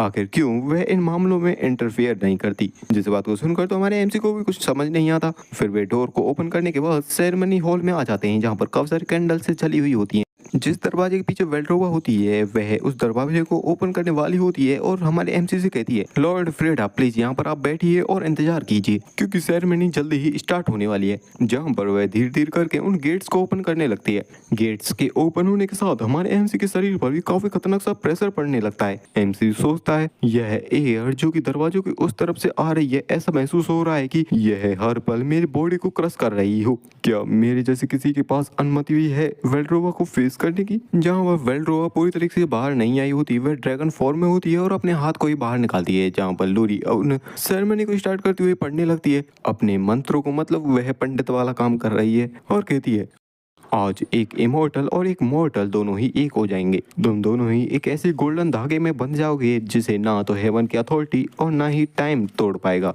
और ऐसा कहते कहते वे हमारे एमसी के प्याले में वाइन डालती है, जिसे वह एक ही बार में पी जाता है। और उसे पीने के बाद एहसास होता है और सोचता है, यह कोई ऑर्डिनरी वाइन नहीं है। ड्रैगन की वह ओवरवेलमिंग प्रेजेंस धीरे धीरे करके गायब होती जा रही है। जहाँ पर दूसरी बार में वह ड्रैगन वाले प्याले में उस वाइन को करती है, लेकिन क्योंकि वेल्ड्रोबा अपने ड्रैगन फॉर्म में होती है तो वह अपने पंजों के साथ उसे उठाने का ट्राई करती है, लेकिन इतने बड़े पंजों के साथ इतने छोटे प्याले को उठाना कोई मामूली बात नहीं है। और जैसा होना ही था वह प्याला नीचे गिर कर फैल जाता है। लोरी भी कहती है इस प्रोसेस को दोबारा दोहराना होगा। अब ऐसा करते करते काफी टाइम बीत जाता है, जहाँ पर हमारे एमसी ने भी इस सेरेमनी को बार बार दोहराते हुए उस वाइन के प्याले को कई बार पी लिया होता है और सोचता है आखिरकार ये क्या चल रहा है, मुझे तो पता भी नहीं है आखिरकार मैंने इसे कितनी बार पिया है, ये मेरा पहली बार है और मैंने इतना ज्यादा पी लिया इसे, यह डेंजरस हो सकता है। और अगले ही पल हम देखते हैं कि फिर से ड्रैगन वाला प्याला नीचे गिर जाता है। इस टाइम तक तो लोरी भी काफी ज्यादा गुस्सा हो चुकी होती है। हमारा एमजे जो कि वाइन के नशे में पूरी तरीके से धुत हो चुका होता है, लोरी उसे रुकने के लिए कहकर वहां से जाती है और वहां से जाने के बाद अगले ही पल ड्रैगन के ऊपर काफी जोर से चलाते हुए कहती है मास्टर इस टाइम पर आप क्या करने के बारे में सोच रही हो, ये क्या कर रही हो आप ही वो थी जिसने सबसे पहले कहा था कि आपको एक मॉर्टल के साथ शादी करनी है, लेकिन अब इसके बारे में आपकी लॉयल सर्वेंट लोरी क्या कर सकती है, मैंने अब तक इसे खूब सहा। अब जब आपका फियांसे आपके सामने बैठा है तो आप यहाँ पर छुप के बैठी हो, आखिर ये चीजें क्या सेंस बनाती हैं। प्राउडली होकर बाहर आओ और अपने फियांसे को ग्रीट करो। अगर एक बार फिर से आपने वह वाइन नीचे गिराई तो इसे मैं ऐसे ही नहीं जाने दूंगी। और चिल्लाते हुए वह बाहर निकल आती है। हमारा एमसी तो पहले ही काफी ज्यादा खराब हालत में पहुंच चुका होता है, जहाँ पर लोरी एकदम शांत होती है और कहती है क्या तुमने कुछ सुना। एमसी भी कहता है हाँ कुछ सुना तो था, यह एक काफी अच्छी रोल थी जो कि ड्रैगन ब्रेथ से भी काफी अच्छी थी। लोरी भी कहती है हाँ यह इंश्योर करना काफी ज्यादा नेसेसरी है कि यह सेरेमनी स्मूथली जाए। जैसा कि तुम देख सकते हो मेरे मास्टर के अंदर काफी ज्यादा सोशल एंग्जाइटी है। वह भी चौंक जाता है, कहता क्या सोशल एंग्जाइटी। लोरी भी कहती है हाँ लेडी वेल्ड्रोवा को ह्यूमंस के साथ डील करना इतना आता नहीं है और यही वह वजह है जिस वजह से वह मॉन्स्टर्स को हंट करने के बजाय कभी भी अपनी गवाह को नहीं छोड़ती हैं। एमसी भी पूछता है अगर ऐसा है तो आखिरकार हमारी सेरेमनी पूरी कैसे होगी। तभी वहां से एक हाथ बाहर निकलता है और हम देखते हैं वेल्ड्रोवा को जो कि पूरी आर्मर में ढककर आई होती है और आकर हमारे एमसी के सामने बैठ जाती है। एमसी भी सोचता है क्या वह अपने चेहरे को छुपा रही है, लेकिन कई लोग तो कहते हैं कि जो ड्रैगन ह्यूमन फॉर्म में आते हैं वे काफी ज्यादा ही सुंदर होते हैं। लेकिन अब इसे देखने से ऐसा लग रहा है जैसे यह किसी बैटलफील्ड पर जाने वाली है, जहाँ पर एक बार फिर से हमारी लोरी उस एंगेजमेंट सेरेमनी को चालू कर देती है और उन्हीं मंत्रों को पढ़ने लगती है, जहाँ पर एक बार फिर से वह ड्रैगन के प्याले में उस वाइन को करती है। अब क्योंकि वह ड्रैगन वेल्ड्रोवा अपने आर्मर के साथ तो उस वाइन को पी नहीं सकती, तो वह अपने आर्मर को थोड़ा ऊपर उठाती है, जिस पल हमारा एमसी उसके सिर्फ फोटो को ही देख पाता है। सिर्फ इतना ही देखने से हमारा एमसी मंत्र मुग्ध हो जाता है और ड्रैगन भी उस प्याले को उठाकर पी जाती है। इस टाइम पर सच में वह काफी ज्यादा ही प्यारी लग रही होती है, जिसे देखकर हमारा एमसी भी अपनी आंखों को हटा नहीं पाता। और एमसी मन में सोचता है क्या कहीं मैंने ज्यादा वाइन तो नहीं पी ली जिस वजह से मेरा अंदर का जितना भी फियर था वह निकल चुका है। क्या सच में वह मेरे जैसे एक ऑर्डिनरी ह्यूमन के लिए इतना तैयार होकर आई है। लोरी हमारे एमसी से कहती है तो अगले राउंड में तुमने जो शपथ लिखी है उनको पढ़कर सुनाओ, जहाँ पर हमारा एमसी भी अपने उस कागज को निकाल लेता है जिस पर उसने अपनी शपथें लिखी होती हैं। और एमसी सोचता भी है क्योंकि अब मैं वहां से पास्ट में आया हूँ तो ये शब्द इसके लिए मीनिंगलेस हैं। और एमसी आगे कहता है तुम मुझको शायद इतना नहीं जानते होगी जितना मैं तुमको जानता हूँ। तुमने मुझे अपना दिल दिया था, उसी दिल के जरिए मैंने तुमको जाना। मैंने देखा तुम्हें अनगिनत बार धोखा दिया गया और अपमानित किया गया, लेकिन फिर भी तुम अपनी नोबल डिग्निटी के साथ अपनी ड्यूटीज को निभाती रही। तुमने उन लोगों को गले लगाया जो कि तुमसे नफरत करते थे, और तुम्हारी इस नोबिलिटी ने कभी भी उन लोगों की तरफ अपनी पीठ नहीं करी जिनसे तुम प्यार करती थी, और मेरे रास्ते को सही बनाया। तो इस जगह पर मैं भी शपथ लेता हूँ, जिस तरीके से तुमने मुझको अपना दिल दिया, इस टाइम पर मैं भी अपना दिल तुम्हें दूंगा।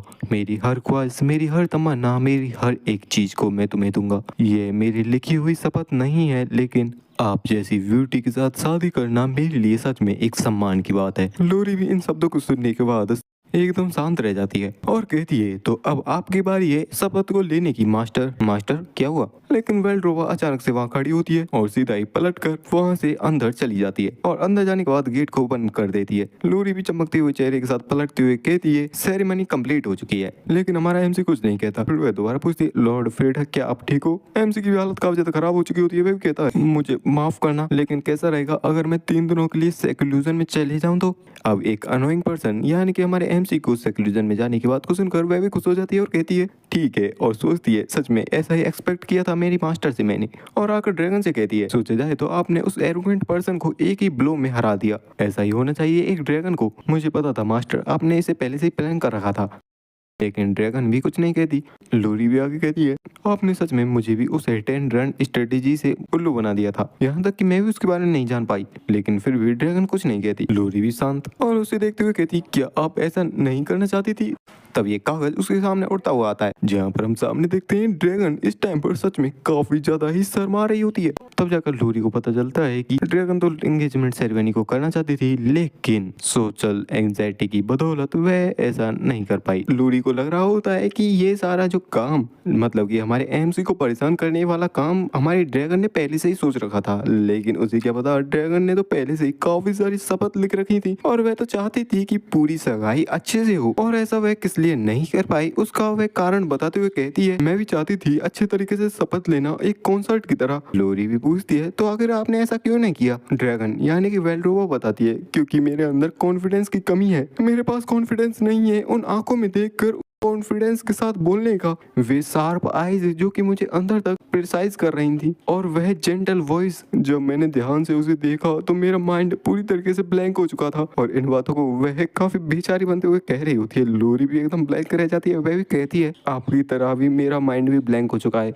माई लेडी, ऐसी बात को मुझे इस टाइम पर कहने के लिए माफ करना, लेकिन इस टाइम से आपको तैयार हो जाना चाहिए डिसअपॉइंट होने के लिए। वेल्ड्रोवा भी कहती है, तैयार हो जाना चाहिए डिसअपॉइंट होने के लिए? क्यों, क्या हुआ? लोरी भी बताती है, क्योंकि अब आपकी मैरिज हो चुकी है तो वह आपकी जगह पर, यानी कि ग्रैंड डचेस वेल्ड्रोवा की जगह पर पूरे ईस्टर्न जगह को मैनेज करेंगे। और आपको तो पता ही है, जब ह्यूमंस पावर को हाथ में लेते हैं वे पूरी तरीके से बदल जाते हैं। वेल्ड्रोवा भी सोचती है, क्या थर्ड प्रिंस की तरह? लोरी भी माफी मांगते हुए कहती है, मुझे माफ करना उन बेकार की यादों को वापस याद दिलाने के लिए, लेकिन यही सबसे अच्छी एडवाइस है जो कि मैं आपको ऑफर कर सकती हूँ। वेल्ड्रोवा भी कहते हैं, नहीं नहीं, इसकी कोई जरूरत नहीं है, मैं समझ सकती हूँ तुम्हें। मॉर्टल्स ऐसे लोग होते हैं जो कि कभी भी वेनिस हो सकते हैं, तो फिर इन मॉर्टल्स की इन गुदगुदी वाली फीलिंग्स को दबा देना ही ठीक रहेगा। जहाँ पर हमारे एमसी का सीन दिखाया जाता है, वह मन में सोच रहा होता है, एंगेजमेंट सेरेमनी पूरी हो चुकी है, क्या सच में मैं उस वेल्ड्रोवा के साथ एंगेज हो चुका हूँ? और ये स्ट्रेंज सी फीलिंग क्या है? इससे पहले मेरी पिछली लाइफ में मुझे नफरत और गुस्से ने कंज्यूम कर लिया था, लेकिन इस बार वे फीलिंग्स नहीं आ रही हैं और ना ही मुझे इन्हें फील करने का कोई टाइम है। लेकिन इस बार जो फीलिंग्स मेरे अंदर आई थी वे थोड़ी डिफरेंट थी, और उस टाइम के बाद से वे फीलिंग्स मेरे माइंड के अंदर से जाने से ही इनकार कर रही हैं। और मेरा ये रेड सर्कल जो कि इंटेंस फीलिंग से ही बड़ा होता है, वह भी पूरी तरीके से पागलों की तरह रैंप पर जा चुका है। आखिर ये जो फीलिंग या इमोशन है वह क्या है? फिर वही बात, ये फीलिंग क्या कहलाती है? इस तरीके से उग्र हो चुका रेड सर्कल उसके कास्टर के लिए एक थ्रेट माना जाता है, जो कि उसे सेल्फ डिस्ट्रक्ट कर भी करवा सकता है। लेकिन अगर मैंने इसे हैंडल कर लिया तो मैं काफी अच्छे से ग्रो कर सकता हूँ, और जिस चोटी तक मैं पहले भी जा चुका हूँ उस तक वापस जाना मेरे लिए कोई दिक्कत वाली बात नहीं रहेगी। एक सर्कल को चाहिए क्या होता है? मेंटल स्ट्रेंथ और माना, और एक फर्स्ट सर्कल के मेज के तौर पर जितना माना मैं यूज करता हूँ वे काफी रहेगा। मैं जो कि पहले ग्रेट मेज के सर्कल तक पहुंच चुका था, आखिरकार मेरी मेंटल स्ट्रेंथ भी काफी ही रहेगी। मेरे पास जितना भी यह माना है मैं इसे काफी आसानी से सर्कुलेट कर सकता हूँ बिना भी एक अंश को वेस्ट किए, और मेरे सेकंड सर्कल के ऊपर ओवरलैप कर सकता हूँ। इससे मैं एक और स्टेप नजीक आ जाऊंगा। फिर हमें अगले दिन का सीन दिखाया जाता है, जहाँ पर हमारी लोरी हमारे एमसी को देखने के बाद चौंक जाती है। वह कहती है, क्या तुम सेकंड सर्कल पर पहुंच चुके हो? सच में तुम्हारे ग्रो करने की रेट चौंका देने वाली है। मैं तो सोच रही थी आखिरकार तुम गेट लगा कर क्या रहे हो? क्या सच में रेड सर्कल वाले मेज इसी तरीके से ग्रो करते हैं? एमसी भी मना कर देता है और कहता है, नहीं ऐसा नहीं है, ये लोगों के ऊपर डिपेंड करता है कि वे कितनी तेजी से ग्रो करें। और हमारे एमसी मन में बताता है कि यहाँ पर रेड सर्कल ग्रो करने की कुछ साइड इफेक्ट्स भी हैं, क्योंकि जब तुम्हारा सर्कल ग्रो करता है तो तुम्हारे पास चांस होता है और भी स्ट्रॉन्गर होने का। और सर्कल ग्रो करते टाइम जो सबसे इंटेंस इमोशन फील करता है वह तुम्हारे अंदर ही समा जाता है। मेरी पास्ट लाइफ में मैंने अपने सर्कल को नफरत से ग्रो किया था। इसी की वजह से जब मेरा बदला पूरा हो गया तो मैं बाद में भी चलकर नफरत को ढूंढने लगा, कुछ ऐसे लोगों को ढूंढने लगा जिनसे मैं नफरत कर सकूं। ऐसे ही ख्यालों में खोते खोते वह एक जगह पर पहुंच जाता है। सामने एक सीन को देखकर चौंक जाता है, जहाँ पर लोरी एक जगह का सीन दिखाते हुए कहती है, आज से यही तुम्हारा रॉयल ऑफिस होने वाला है, जहाँ पर तुम अब से काम करने वाले हो। स्ट्रिक्टली कहा जाए तो आज से तुम ग्रैंड डचेस वेल्ड्रोवा की अथॉरिटीज का यूज करने वाले हो। और वह उस कुर्सी पर बैठते हुए कहता है, तो ग्रैंड डचेस के तौर पर काम करने के नाते मैं पहले टास्क को चालू करता हूँ। और वह मन में सोचता है, करंट टाइम पर ग्रैंड डचेस की जो डोमेन है उसे अबेंडन कर दिया गया है ग्रैंड डचेस के ही द्वारा। लेकिन जब मैंने थेसोल के सिर को काटा और उसके क्राइम्स को एक्सपोज किया, सारे जितने भी लॉर्ड्स हैं वो भी अपने मूव्स को ध्यान से चलने लगे हैं। वो तो लोरी का भला हो उसकी वजह से चीजें सारी आराम से हो गई। वह कहता है कि सबसे पहले मुझे लॉर्ड्स के लिए लेटर भेजना चाहिए जिनसे मैं कल मिला था। लूरी भी पूछती है क्योंकि ये तुम्हारी सबसे पहली फॉर्मल ग्रीटिंग होने वाली है तो तुम क्या लिखने वाले हो इसमें? वैसे भी तुम अब से अक्सर उनसे मिलने ही वाले हो। जहाँ पर हमारे एमसी ने लिखा होता है एक रीजेंट के तौर पर मैं जितने भी इंटरनल अफेयर्स हैं उन पर इंटरफेयर करूंगा। अगर किसी को भी मेरा ये डिसीजन अच्छा नहीं लगा तो वो मुझे रिप्लाई भेज सकता है। आफ्टर ऑल मैं आप सभी की रेस्पेक्ट करता हूँ, लेकिन सारे ही बंदे काफी ज्यादा घबराए होते हैं उसके लेटर को देखने से ही, और कोई कुछ भी रिप्लाई नहीं भेजता। अब इस लेटर को भेजने के बाद उसने नोबल से तो छुटकारा पा लिया होता है और अब अगली बारी है मॉन्स्टर्स की। छोटे मोटे मॉन्स्टर्स जो कि अपनी प्रेजेंस के साथ ही जितनी भी फार्मिंग होती है उस सारी फार्मिंग को बिगाड़ देते हैं और ना जाने कितने ही मासूम ब्लेजर्स की हत्या का कारण बनते हैं। ग्रैंड डचेस वेल्ड्रोवा डिजास्टर क्लास के बड़े बड़े मॉन्स्टर्स को तो काफी आसानी से रोक लेती है, लेकिन अनगिनत छोटे छोटे मॉन्स्टर्स को रोक पाना उसके लिए भी इम्पॉसिबल है। जिस सारी सिचुएशन को समझकर वह कहता है मुझे थोड़ी बहुत और टैलेंट को रिक्रूट करना होगा। लोरी भी कहती है क्या तुम्हारे माइंड में पहले से कुछ कैंडिडेट्स हैं जिन्हें तुम लिख रहे हो इस कागज पर? जहाँ पर हमारे एमसी ने कुछ लिख कर कागज पर उसे दे दिया होता है। ये कुछ लोगों के नाम होते हैं और उस लिस्ट को लेकर वे एक जगह पर आ चुके होते हैं, जहां पर उस जगह को देखकर लोरी भी कहती है क्या तुम कह रहे हो कि हमें अपना पहले कैंडिडेट खुद से ढूंढना होगा? और वह एक ऐसा स्कॉलर होने वाला है जिसके बारे में मैंने भी कभी नहीं सुना। जहां पर वे स्कॉलर्स की सिटी में आए होते हैं जिसका नाम होता है स्कॉल एरिया। एमसी भी कहता है हाँ ये तो काफी नेचुरल है कि तुमने उस स्कॉलर के बारे में सुना भी ना हो, क्योंकि अभी तक उसने अपनी छाप दुनिया पर नहीं छोड़ी है। लोरी भी कहती है यह सच में काफी बड़ी गड़बड़ होगी कि अगर तुम किसी भी ऐरे गहरे नत्थु गहरे बंदे को अपॉइंट करने के बाद अपनी गवर्नमेंट को चलाओगे। रुको कहीं ऐसा तो नहीं कि तुमने कुछ भी लिख दिया हो ऑन द स्पॉट इस लिस्ट में? एमसी भी बना करते हुए कहता है नहीं ऐसा कुछ नहीं है, अगर तुम मेरे ऊपर भरोसा करो या ना करो फिर भी मुझे इस इन्फॉर्मेशन को गैदर करने में काफी लंबा टाइम लगा है। और मन में सोचता है एक टाइम पर ग्लिस्ट वह मेरी हिट लिस्ट में से एक था।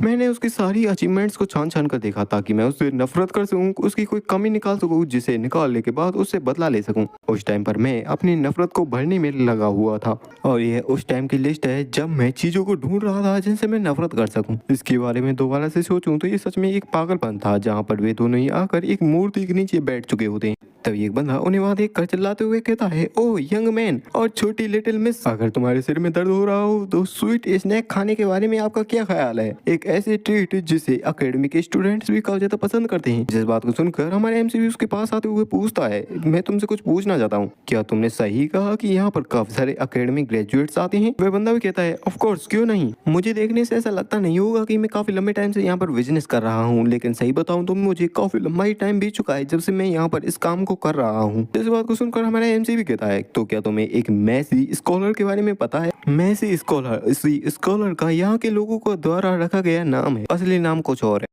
और भाई मैसी स्कॉलर का नाम सुनकर लोरी भी काफी ज्यादा गुस्सा होती है, कहती है क्या तुम हमारे कौशल में एक दंगा खड़ा करना चाहते हो जो कि उसे बुला रहे हो? जहाँ पर उस शॉपकीपर को भी कुछ याद आता है वह कहता है हाँ यह निकनेम तो यहाँ पर काफी ज्यादा फेमस है, लेकिन क्योंकि मैं यहाँ पर काम करता रहता हूँ तो मुझे सभी लोगों के चेहरे तो याद नहीं रहते और मेमोरीज भी मेरी थोड़ी धुंधली है। उसका कहने का सीधा मतलब यह होता है कि पहले मुझसे खरीदारी करो तभी तुमको इन्फॉर्मेशन मिलेगी। तो हमारे एमसी उस इरादे को समझते हुए कहता है आखिरकार कितने रुपए लगेंगे?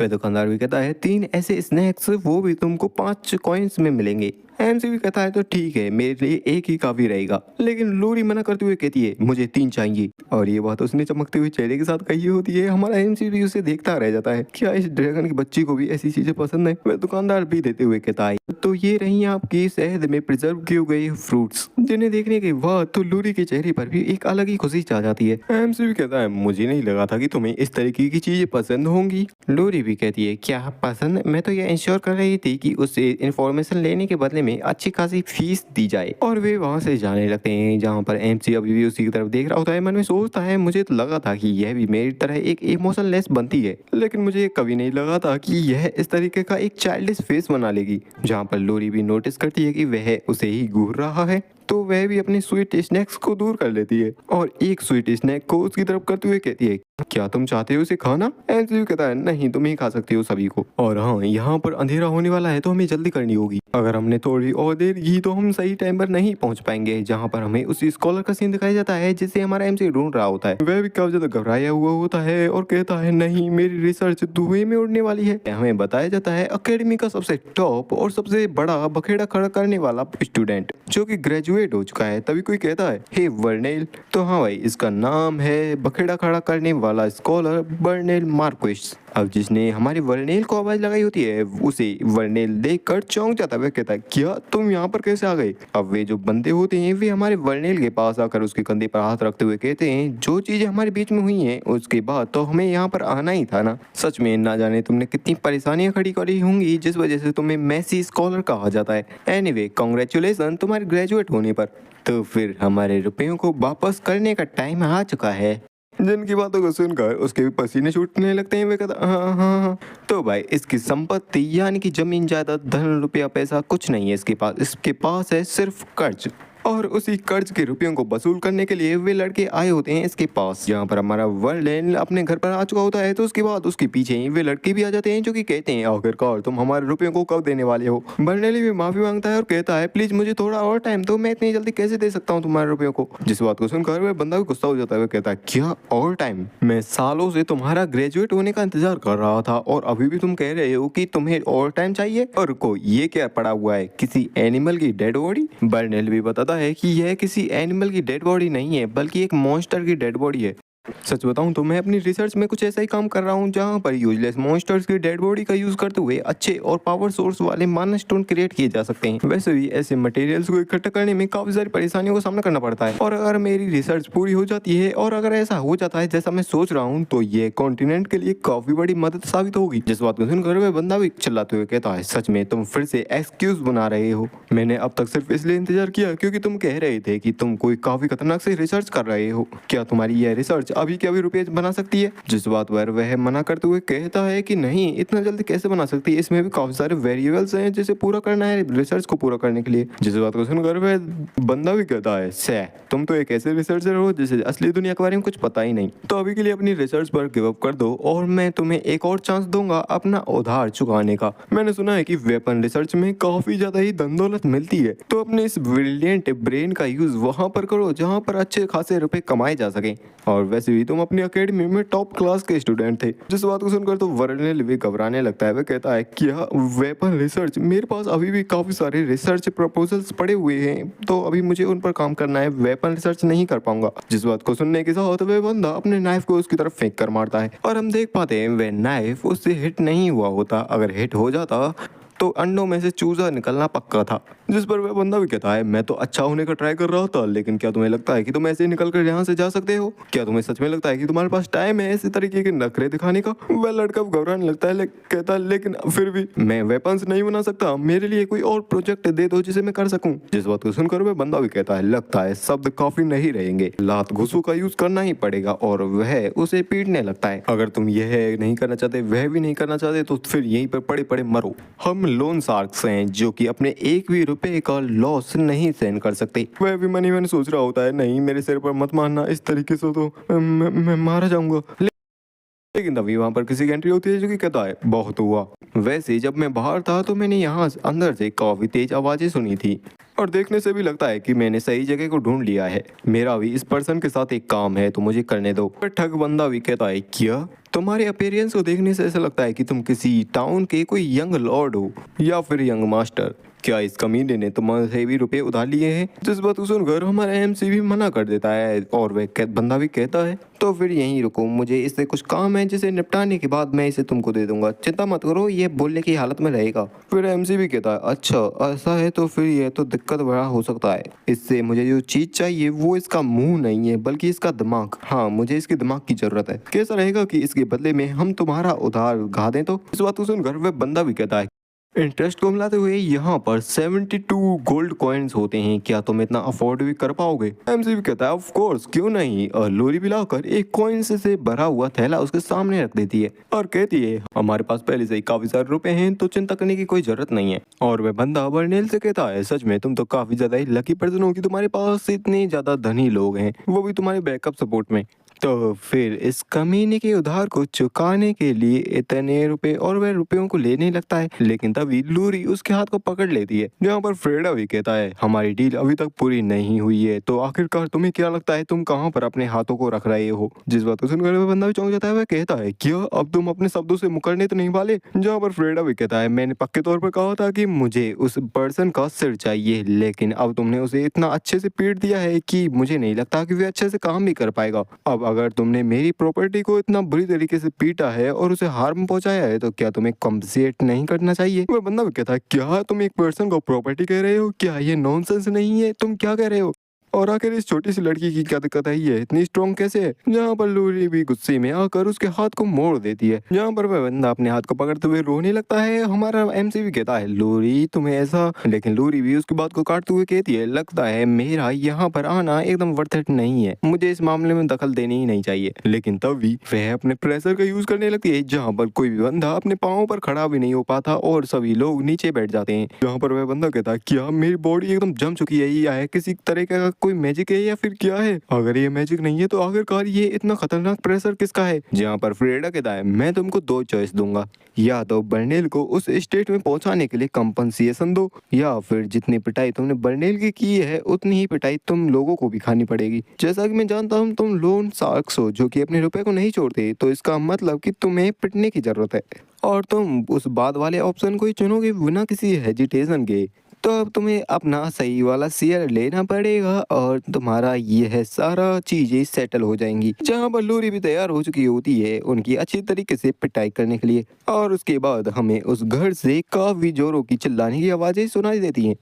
जहाँ पर लूरी ने उन सभी की काफी अच्छे से पिटाई कर दी होती है, उसे भी काफी मजा आया होता है उन्हें पीटने में। जहाँ पर वह बंदा भी कहता है सच में आपका काफी ज्यादा शुक्रिया मुझे बचाने के लिए, मुझे नहीं पता आखिरकार मैं आपका उधार कैसे चुकाऊंगा। मेरा नाम बर्नेल मार्कुस है जिसे काफी सारे लोग मैसी स्कॉलर के नाम से जानते हैं, और आपका नाम? जहाँ पर एमसी भी अपना नाम बताता है और कहता है मेरा नाम है फ्रेडा वेल्ड्रोवा। अब वही फ्रेडा के पीछे वेल्ड्रोवा नाम सुनकर वह भी चौंक जाता है और कहता क्या वेल्ड्रोवा, प्लीज मुझे माफ करना वेल्ड्रोवा, यानी कि हमारी ग्रैंड डचेस के इस जीवन साथी को रिकॉग्नाइज ना करने के लिए। जहाँ पर फ्रेडा भी कहता है नहीं ये तो नेचुरल है, इसमें इतनी चिंता करने की कोई बात नहीं है, मैं यहाँ पर तुम्हारी रिसर्च को देखने के बाद आया हूँ। बर्नेल भी कहता है क्या आप मेरी रिसर्च में इंटरेस्टेड हो? जहाँ पर फ्रेडा बताता है हाँ तुम्हारी वही रिसर्च जिसमें तुम यूजलेस मॉन्स्टर्स की डेड बॉडी का यूज करते हुए माना स्टोन बना देते हो, और फार ईस्ट इसी तरीके के मॉन्स्टर्स से भरा हुआ है। अगर तुम हमारी कासल में आते हो तो मैं तुम्हारी रिसर्च को बिना किसी कंडीशन के साथ सपोर्ट करूंगा। जिस बात को सुनकर तो हमारा बर्नेल भी काफी ज्यादा खुश हो जाता है और काफी एक्साइटेड होने लगता है। हमारा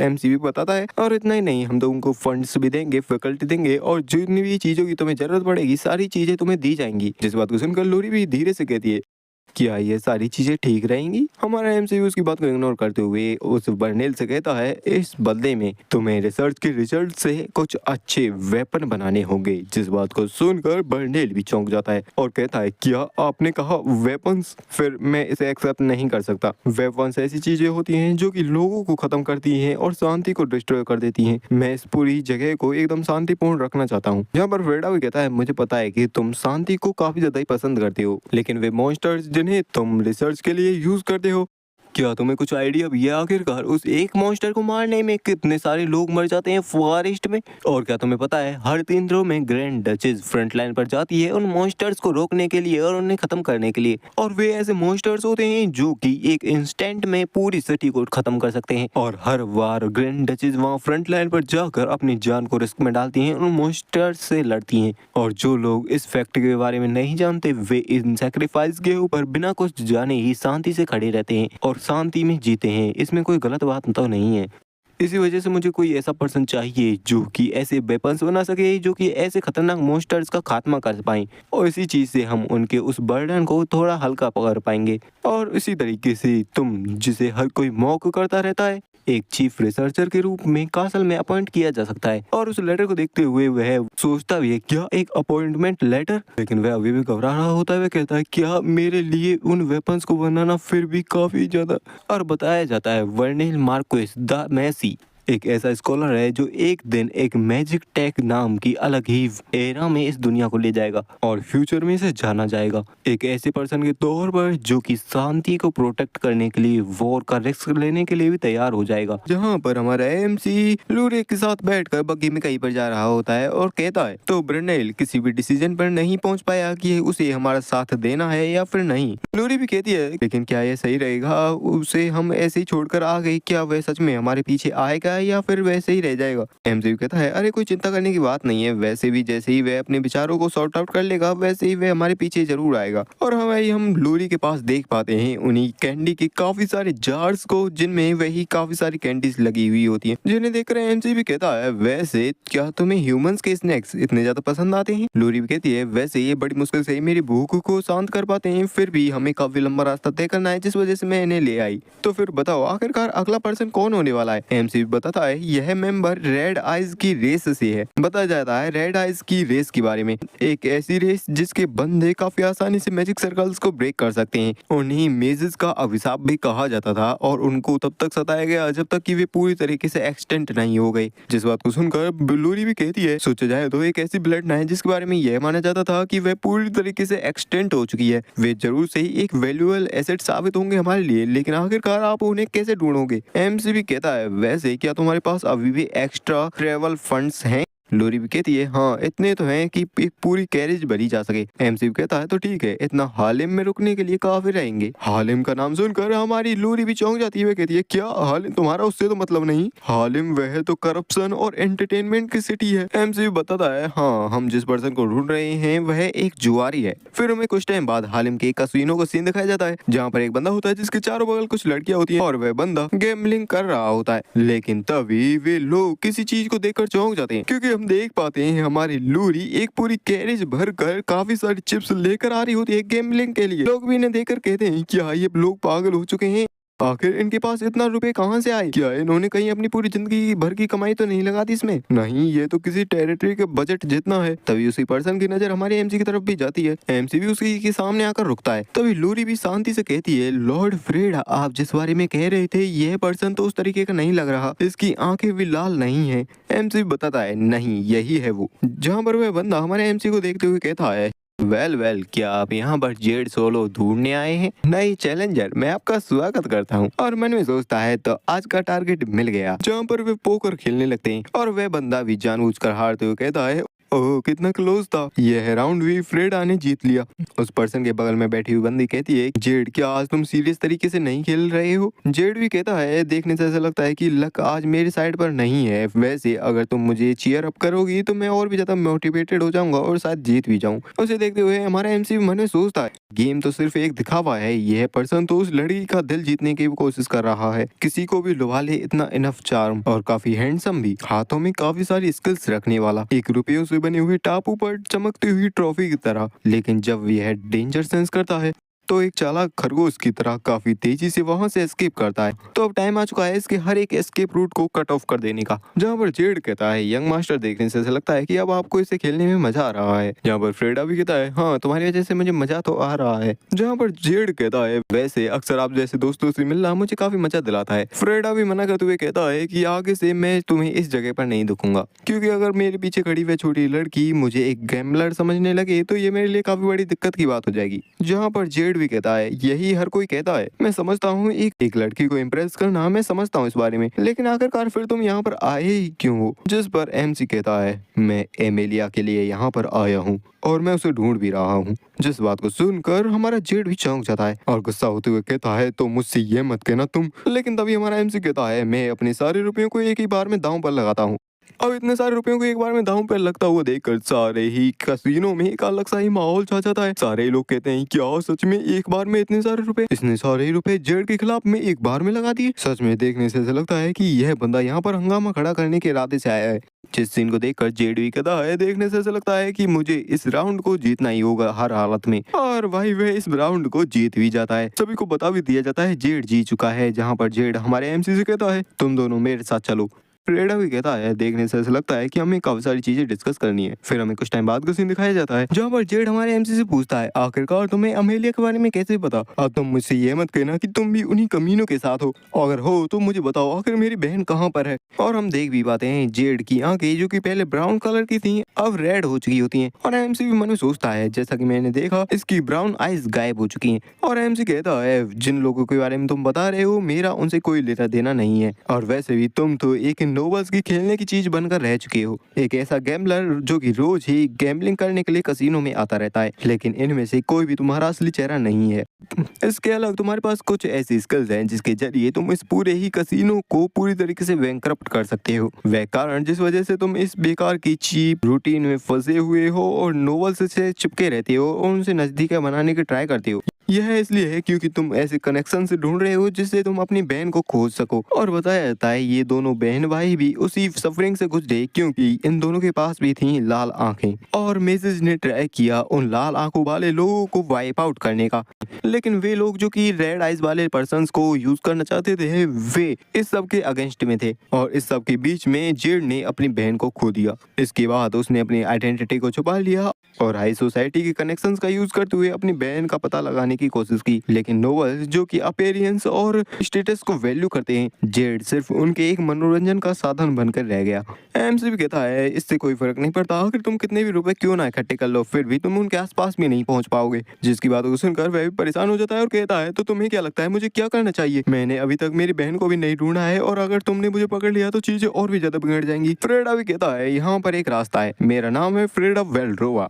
डचेस वेल्ड्रोवा का पति होने के नाते मैं तुम्हें मेरे अटेंडेंट के रूप में पोजीशन ऑफर करता हूँ। वेल्ड्रोवा का नाम सुनकर वह भी हमारे एमसी को सस्पिशियस निगाहों के साथ देखते हुए कहता है तो तुम मुझे अपने अटेंडेंट के रूप में काम पर रखना चाहते हो? जिस पर एमसी भी हाँ करता है, लेकिन उसे अभी भी यकीन नहीं हो रहा होता। जहाँ पर एमसी कहता है अगर तुम्हें यकीन नहीं हो रहा तो मैं अभी के अभी तुम्हें अपॉइंटमेंट लेटर दिखा सकता हूँ। अगर तुम मेरे ऑफर को एक्सेप्ट करते हो तो मैं तुम्हें एक चांस दूंगा हाई सोसाइटी को ज्वाइन करने का और मदद करूंगा तुम्हारी बहन को ढूंढने में। वह भी मन में सोचता है एक ऐसी अपॉर्चुनिटी जो कि अक्सर ही आती है, लेकिन मैं इस पर पूरी तरीके से विश्वास भी तो नहीं कर सकता।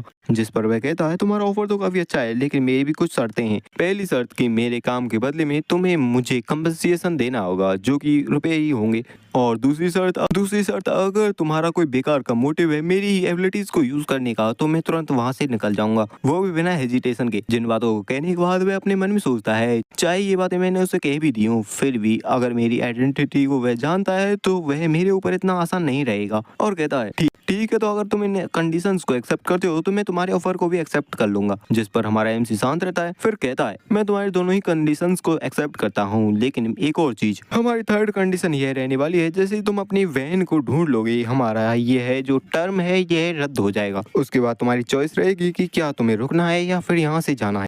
जिस बात को सुनकर तो वह भी चौंक जाता है और कहता है कि मैं, क्या तुम मुझे सच में ऐसे ही जाने दोगे, वो भी मुझे बेचोगे भी नहीं या फिर मुझे स्लेव भी नहीं बनाओगे? एमसी कहता है मेरा कोई भी इंटरेस्ट नहीं है लोगों को बेचने या खरीदने में। एक बार जब हमारा कॉन्ट्रैक्ट खत्म हो जाएगा तो तुम स्वतंत्र होगे जाने के लिए या फिर रुकने के लिए। जिस बात को सुनकर वह बंदा भी कहता है क्या तुम कोई मेज हो भी या फिर नहीं? एक लाल आंखों की रेस का एक बंदा तुम्हारे सामने खड़ा हुआ है और फिर भी क्या तुम्हें डर नहीं लग रहा? मैं तो तुम्हारा नेचुरल एनिमी हूँ। जिस बात को सुनकर हमारा फ्रेडा भी कहता है कितना हास्यपद है, अगर एक मेज इसलिए डरे क्योंकि ब्लेड रेस पर वह मेज काम नहीं कर पाता तो वह मेज के रूप में एक फेलियर है। वैसे मैं तुम्हें रुकने के लिए फोर्स नहीं करूंगा। और मैं मन में भी सोचता है अगर मैं ट्राई करूं इसे रोकने का तो भी नहीं रोक सकता क्योंकि पिछली लाइफ में इसने कई बार प्रिजन को ब्रेक करके वहां से एस्केप किया है। जहाँ पर जेड कहता है वैसे तुम एक नोबल होने के तौर पर काफी अनयूजुअल हो, ठीक है मैं अब से लॉर्ड के लिए ही काम करूंगा। तो आखिरकार ग्रैंड डचेस वेल्ड्रोवा की कॉन्सर्ट आज मुझे कौन सी पहली ड्यूटी देने वाले हैं?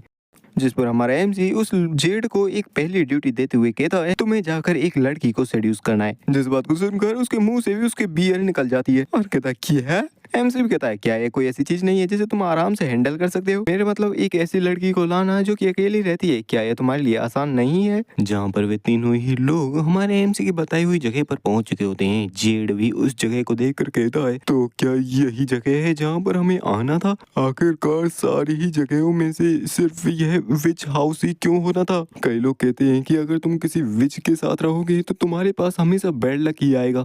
चलो मैं अपनी फर्स्ट जॉब के बारे में तो समझ गया लेकिन आखिरकार आप मुझे अपनी फर्स्ट जॉब के लिए कितना पे करने वाले हो? जिस पर फ्रेडा भी कहता है मैंने अपनी फीस पहले ही पे कर दी है तुम्हें, जितने भी रुपए तुमने गैम्बलिंग में जीते थे वे सारी ही तुम्हारी फीस थी और इतना ही अमाउंट मैंने सोचा था तुम्हें पे करने के लिए। जिस बात को सुनकर जेड भी हंसते हुए कहता है अरे कम ऑन, वो तो मैंने अपनी स्किल्स से जीते थे, आखिरकार हमें फीस को तो अलग ही रखना चाहिए ना। लेकिन इस बात को सुनकर लूरी काफी ज्यादा गुस्सा हो जाती है। वह कहती है क्या वह फीस नहीं मानी जाएगी? लूरी के ऐसे खतरनाक रिएक्शन को देख कर बेचारा जेड भी काफी ज्यादा घबरा जाता है। वो कहता है मेरी पहली जॉब मैं फ्री में कर लूंगा, मुझे कोई फीस नहीं चाहिए, चिंता मत करो।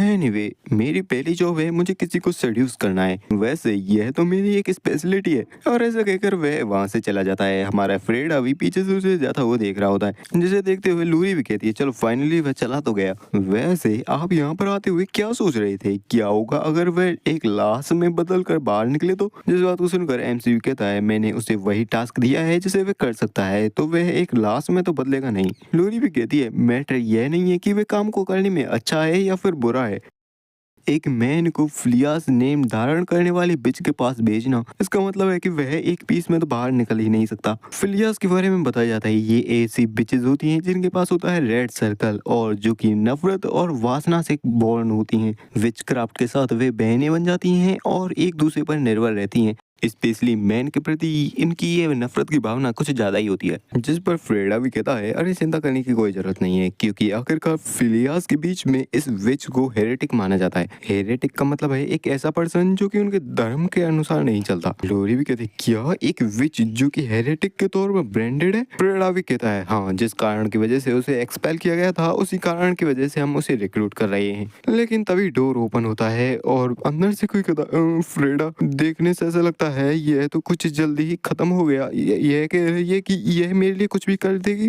क्या तुम सच में इसी के बारे में कह रहे थे? लिटरली भाई वह विच जिसका नाम एकेडना है वह तो हमारे जेड के साथ चिपकी गई होती है। और इसके बारे में बताया जाता है यह ब्यूटी के साथ काफी ज्यादा ऑब्सेस्ड होती है, मतलब कि जेड काफी ज्यादा ब्यूटीफुल है जिस वजह से यह उसी के साथ चिपक गई। लेकिन जब वह अपने सामने देखती है तब कहती है एक हैंडसम लड़का और एक ब्यूटीफुल लड़की मेरे डोर के बाहर खड़े हैं, जहाँ पर अकेडना ने सभी को डोर के अंदर बुला लिया होता है, घर के अंदर बैठा लिया होता है और कहती है हेलो मेरा नाम है अकेडना, कुछ हैंडसम लोग मेरे घर के बाहर आए हैं, यहाँ तक कि एक ब्यूटीफुल लड़की भी मेरे घर में आई है, सच में मैं तो काफी ज्यादा ही खुश हूँ। जेड तो अपनी ही जगह पर जमा हुआ होता है। हमारा फ्रेडा कहता है अकेडना फ्लियास मैं सीधे पॉइंट पर आता हूँ, मैंने सुना है कि तुम काफी स्पेशल गोलम्स बनाती हो। जिस बात को सुनकर तो अकेडना भी काफी ज्यादा चौंक जाती है, कहती है लेकिन तुम्हें कैसे पता चला? फ्रेडा कहता है उस बात को छोड़ो, क्या तुम मुझे उसे दिखा सकती हो? जिस पर अकेडना भी मना करते हुए कहती है नहीं नहीं मेरी गोलम्स एकदम टॉप सीक्रेट है, मैं उन्हें किसी को नहीं दिखाती। जिस बात को सुनकर फ्रेडा भी कहता है तो मुझे लगता है कि मेरे पास यहाँ रुकने का कोई भी कारण नहीं बचा है। अब उनकी जाने की बात सुनकर तो अकेडना भी काफी ज्यादा डर जाती है, वो कहती है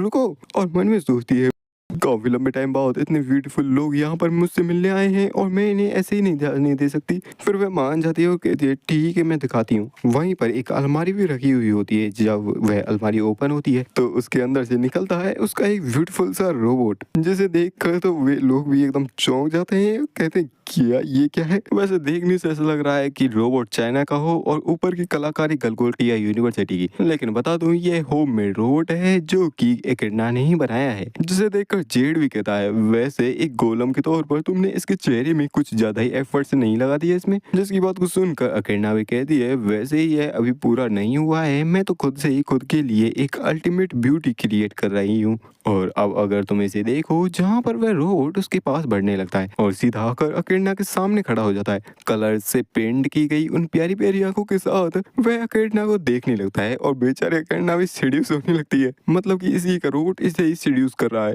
जिसे ऐसा करता हुआ देखकर सारे लोग एकदम शांत रह जाते हैं। लूरी पूछती है ये आखिरकार क्या किया इसने? जिस पर अकेडना कहती है वेल ये तो मेरे मूड को चेक कर रहा था, क्योंकि ये गोलम खुद से आकर मेरी कंडीशंस को अच्छी तरीके से चेक कर सकता है और जो चाय मेरे मूड को सूट करे वो उसी तरीके की यह चाय बनाता है। जिस बात को सुनकर लोरी भी कहती है ये तो इम्पॉसिबल है, आखिरकार एक गोलम इतनी खतरनाक लर्निंग एबिलिटी कैसे पोजेस कर सकता है? और लोरी मन में भी सोचती है एक ऐसा गोलम जो कि अपने मास्टर के माइंड को रीड कर सके और अपने आप से ही एक्ट कर सके, ये तो कुछ अलग ही है। जहाँ पर वह गोलम चाय बनाकर ले आया होता है और सीधा अकेडना के सामने भी रख दी होती है। अकेडना भी कहती है ओ माई मेरा मूड आज ही काफी ज्यादा अच्छा दिख रहा था, इस वजह से ये मेरे लिए दार्जिलिंग की चाय बना लाया।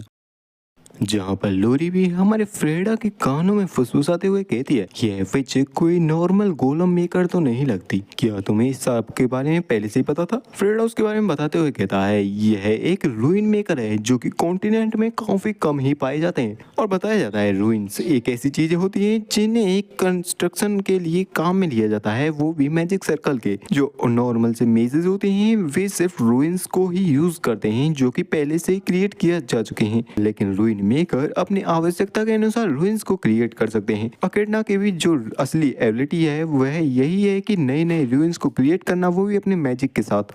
जिसके बारे में पता चलने के बाद हमारी लोरी भी पूछती है तो फिर आखिरकार तुम्हें गोलम्स को बनाने क्यों लगी, जिस पर एकेडना भी कहती है वेल मैंने अपने मैजिक सर्कल को हैंडसम मैन के प्रति अपनी डिजायर को लेकर अवेक किया है। मुझे एक सुंदर सा बॉयफ्रेंड चाहिए, लेकिन कुछ कारणों की वजह से मैं डेट नहीं कर सकती। जिस बात को सुनकर तो लोरी भी शौक रह जाती है, कहती क्या। यहाँ पर अकेडना आगे बताती है मेरी बहनें तो लोगों को जीवित रखते हुए अलग अलग जीवों में क्रिएट कर देती हैं, बना देती हैं, उन्हें मॉडिफाई कर देती हैं, या फिर उन लोगों के दिमाग को तोड़ते हुए उन्हें खत्म करते हुए एक पपेट बना देती हैं। लेकिन इस तरीके की चीजें मुझे थोड़े अनकंफर्टेबल कर देती हैं, तो इस वजह से अलग होकर मैं अपने रूइंस का इस तरीके से यूज करती हूँ। जहाँ पर फ्रेडा भी चौंका हुआ होता है, वह कहता है क्या जब मैं एक ग्रेट मेज था तो भी मैं रूइंस नहीं क्रिएट कर पाता था। इसने अपनी पावर को सिर्फ इसलिए अवेक कर लिया ताकि वह बॉयफ्रेंड की डिजायर की वजह से। क्या, लेकिन चलो इसकी वजह से मुझे एक पॉसिबिलिटी तो दिखती है। यहाँ पर फ्रेडा कहता है तो ठीक है, मुझे ऐसा लगता है कि हमारा काम यहीं पर खत्म होता है।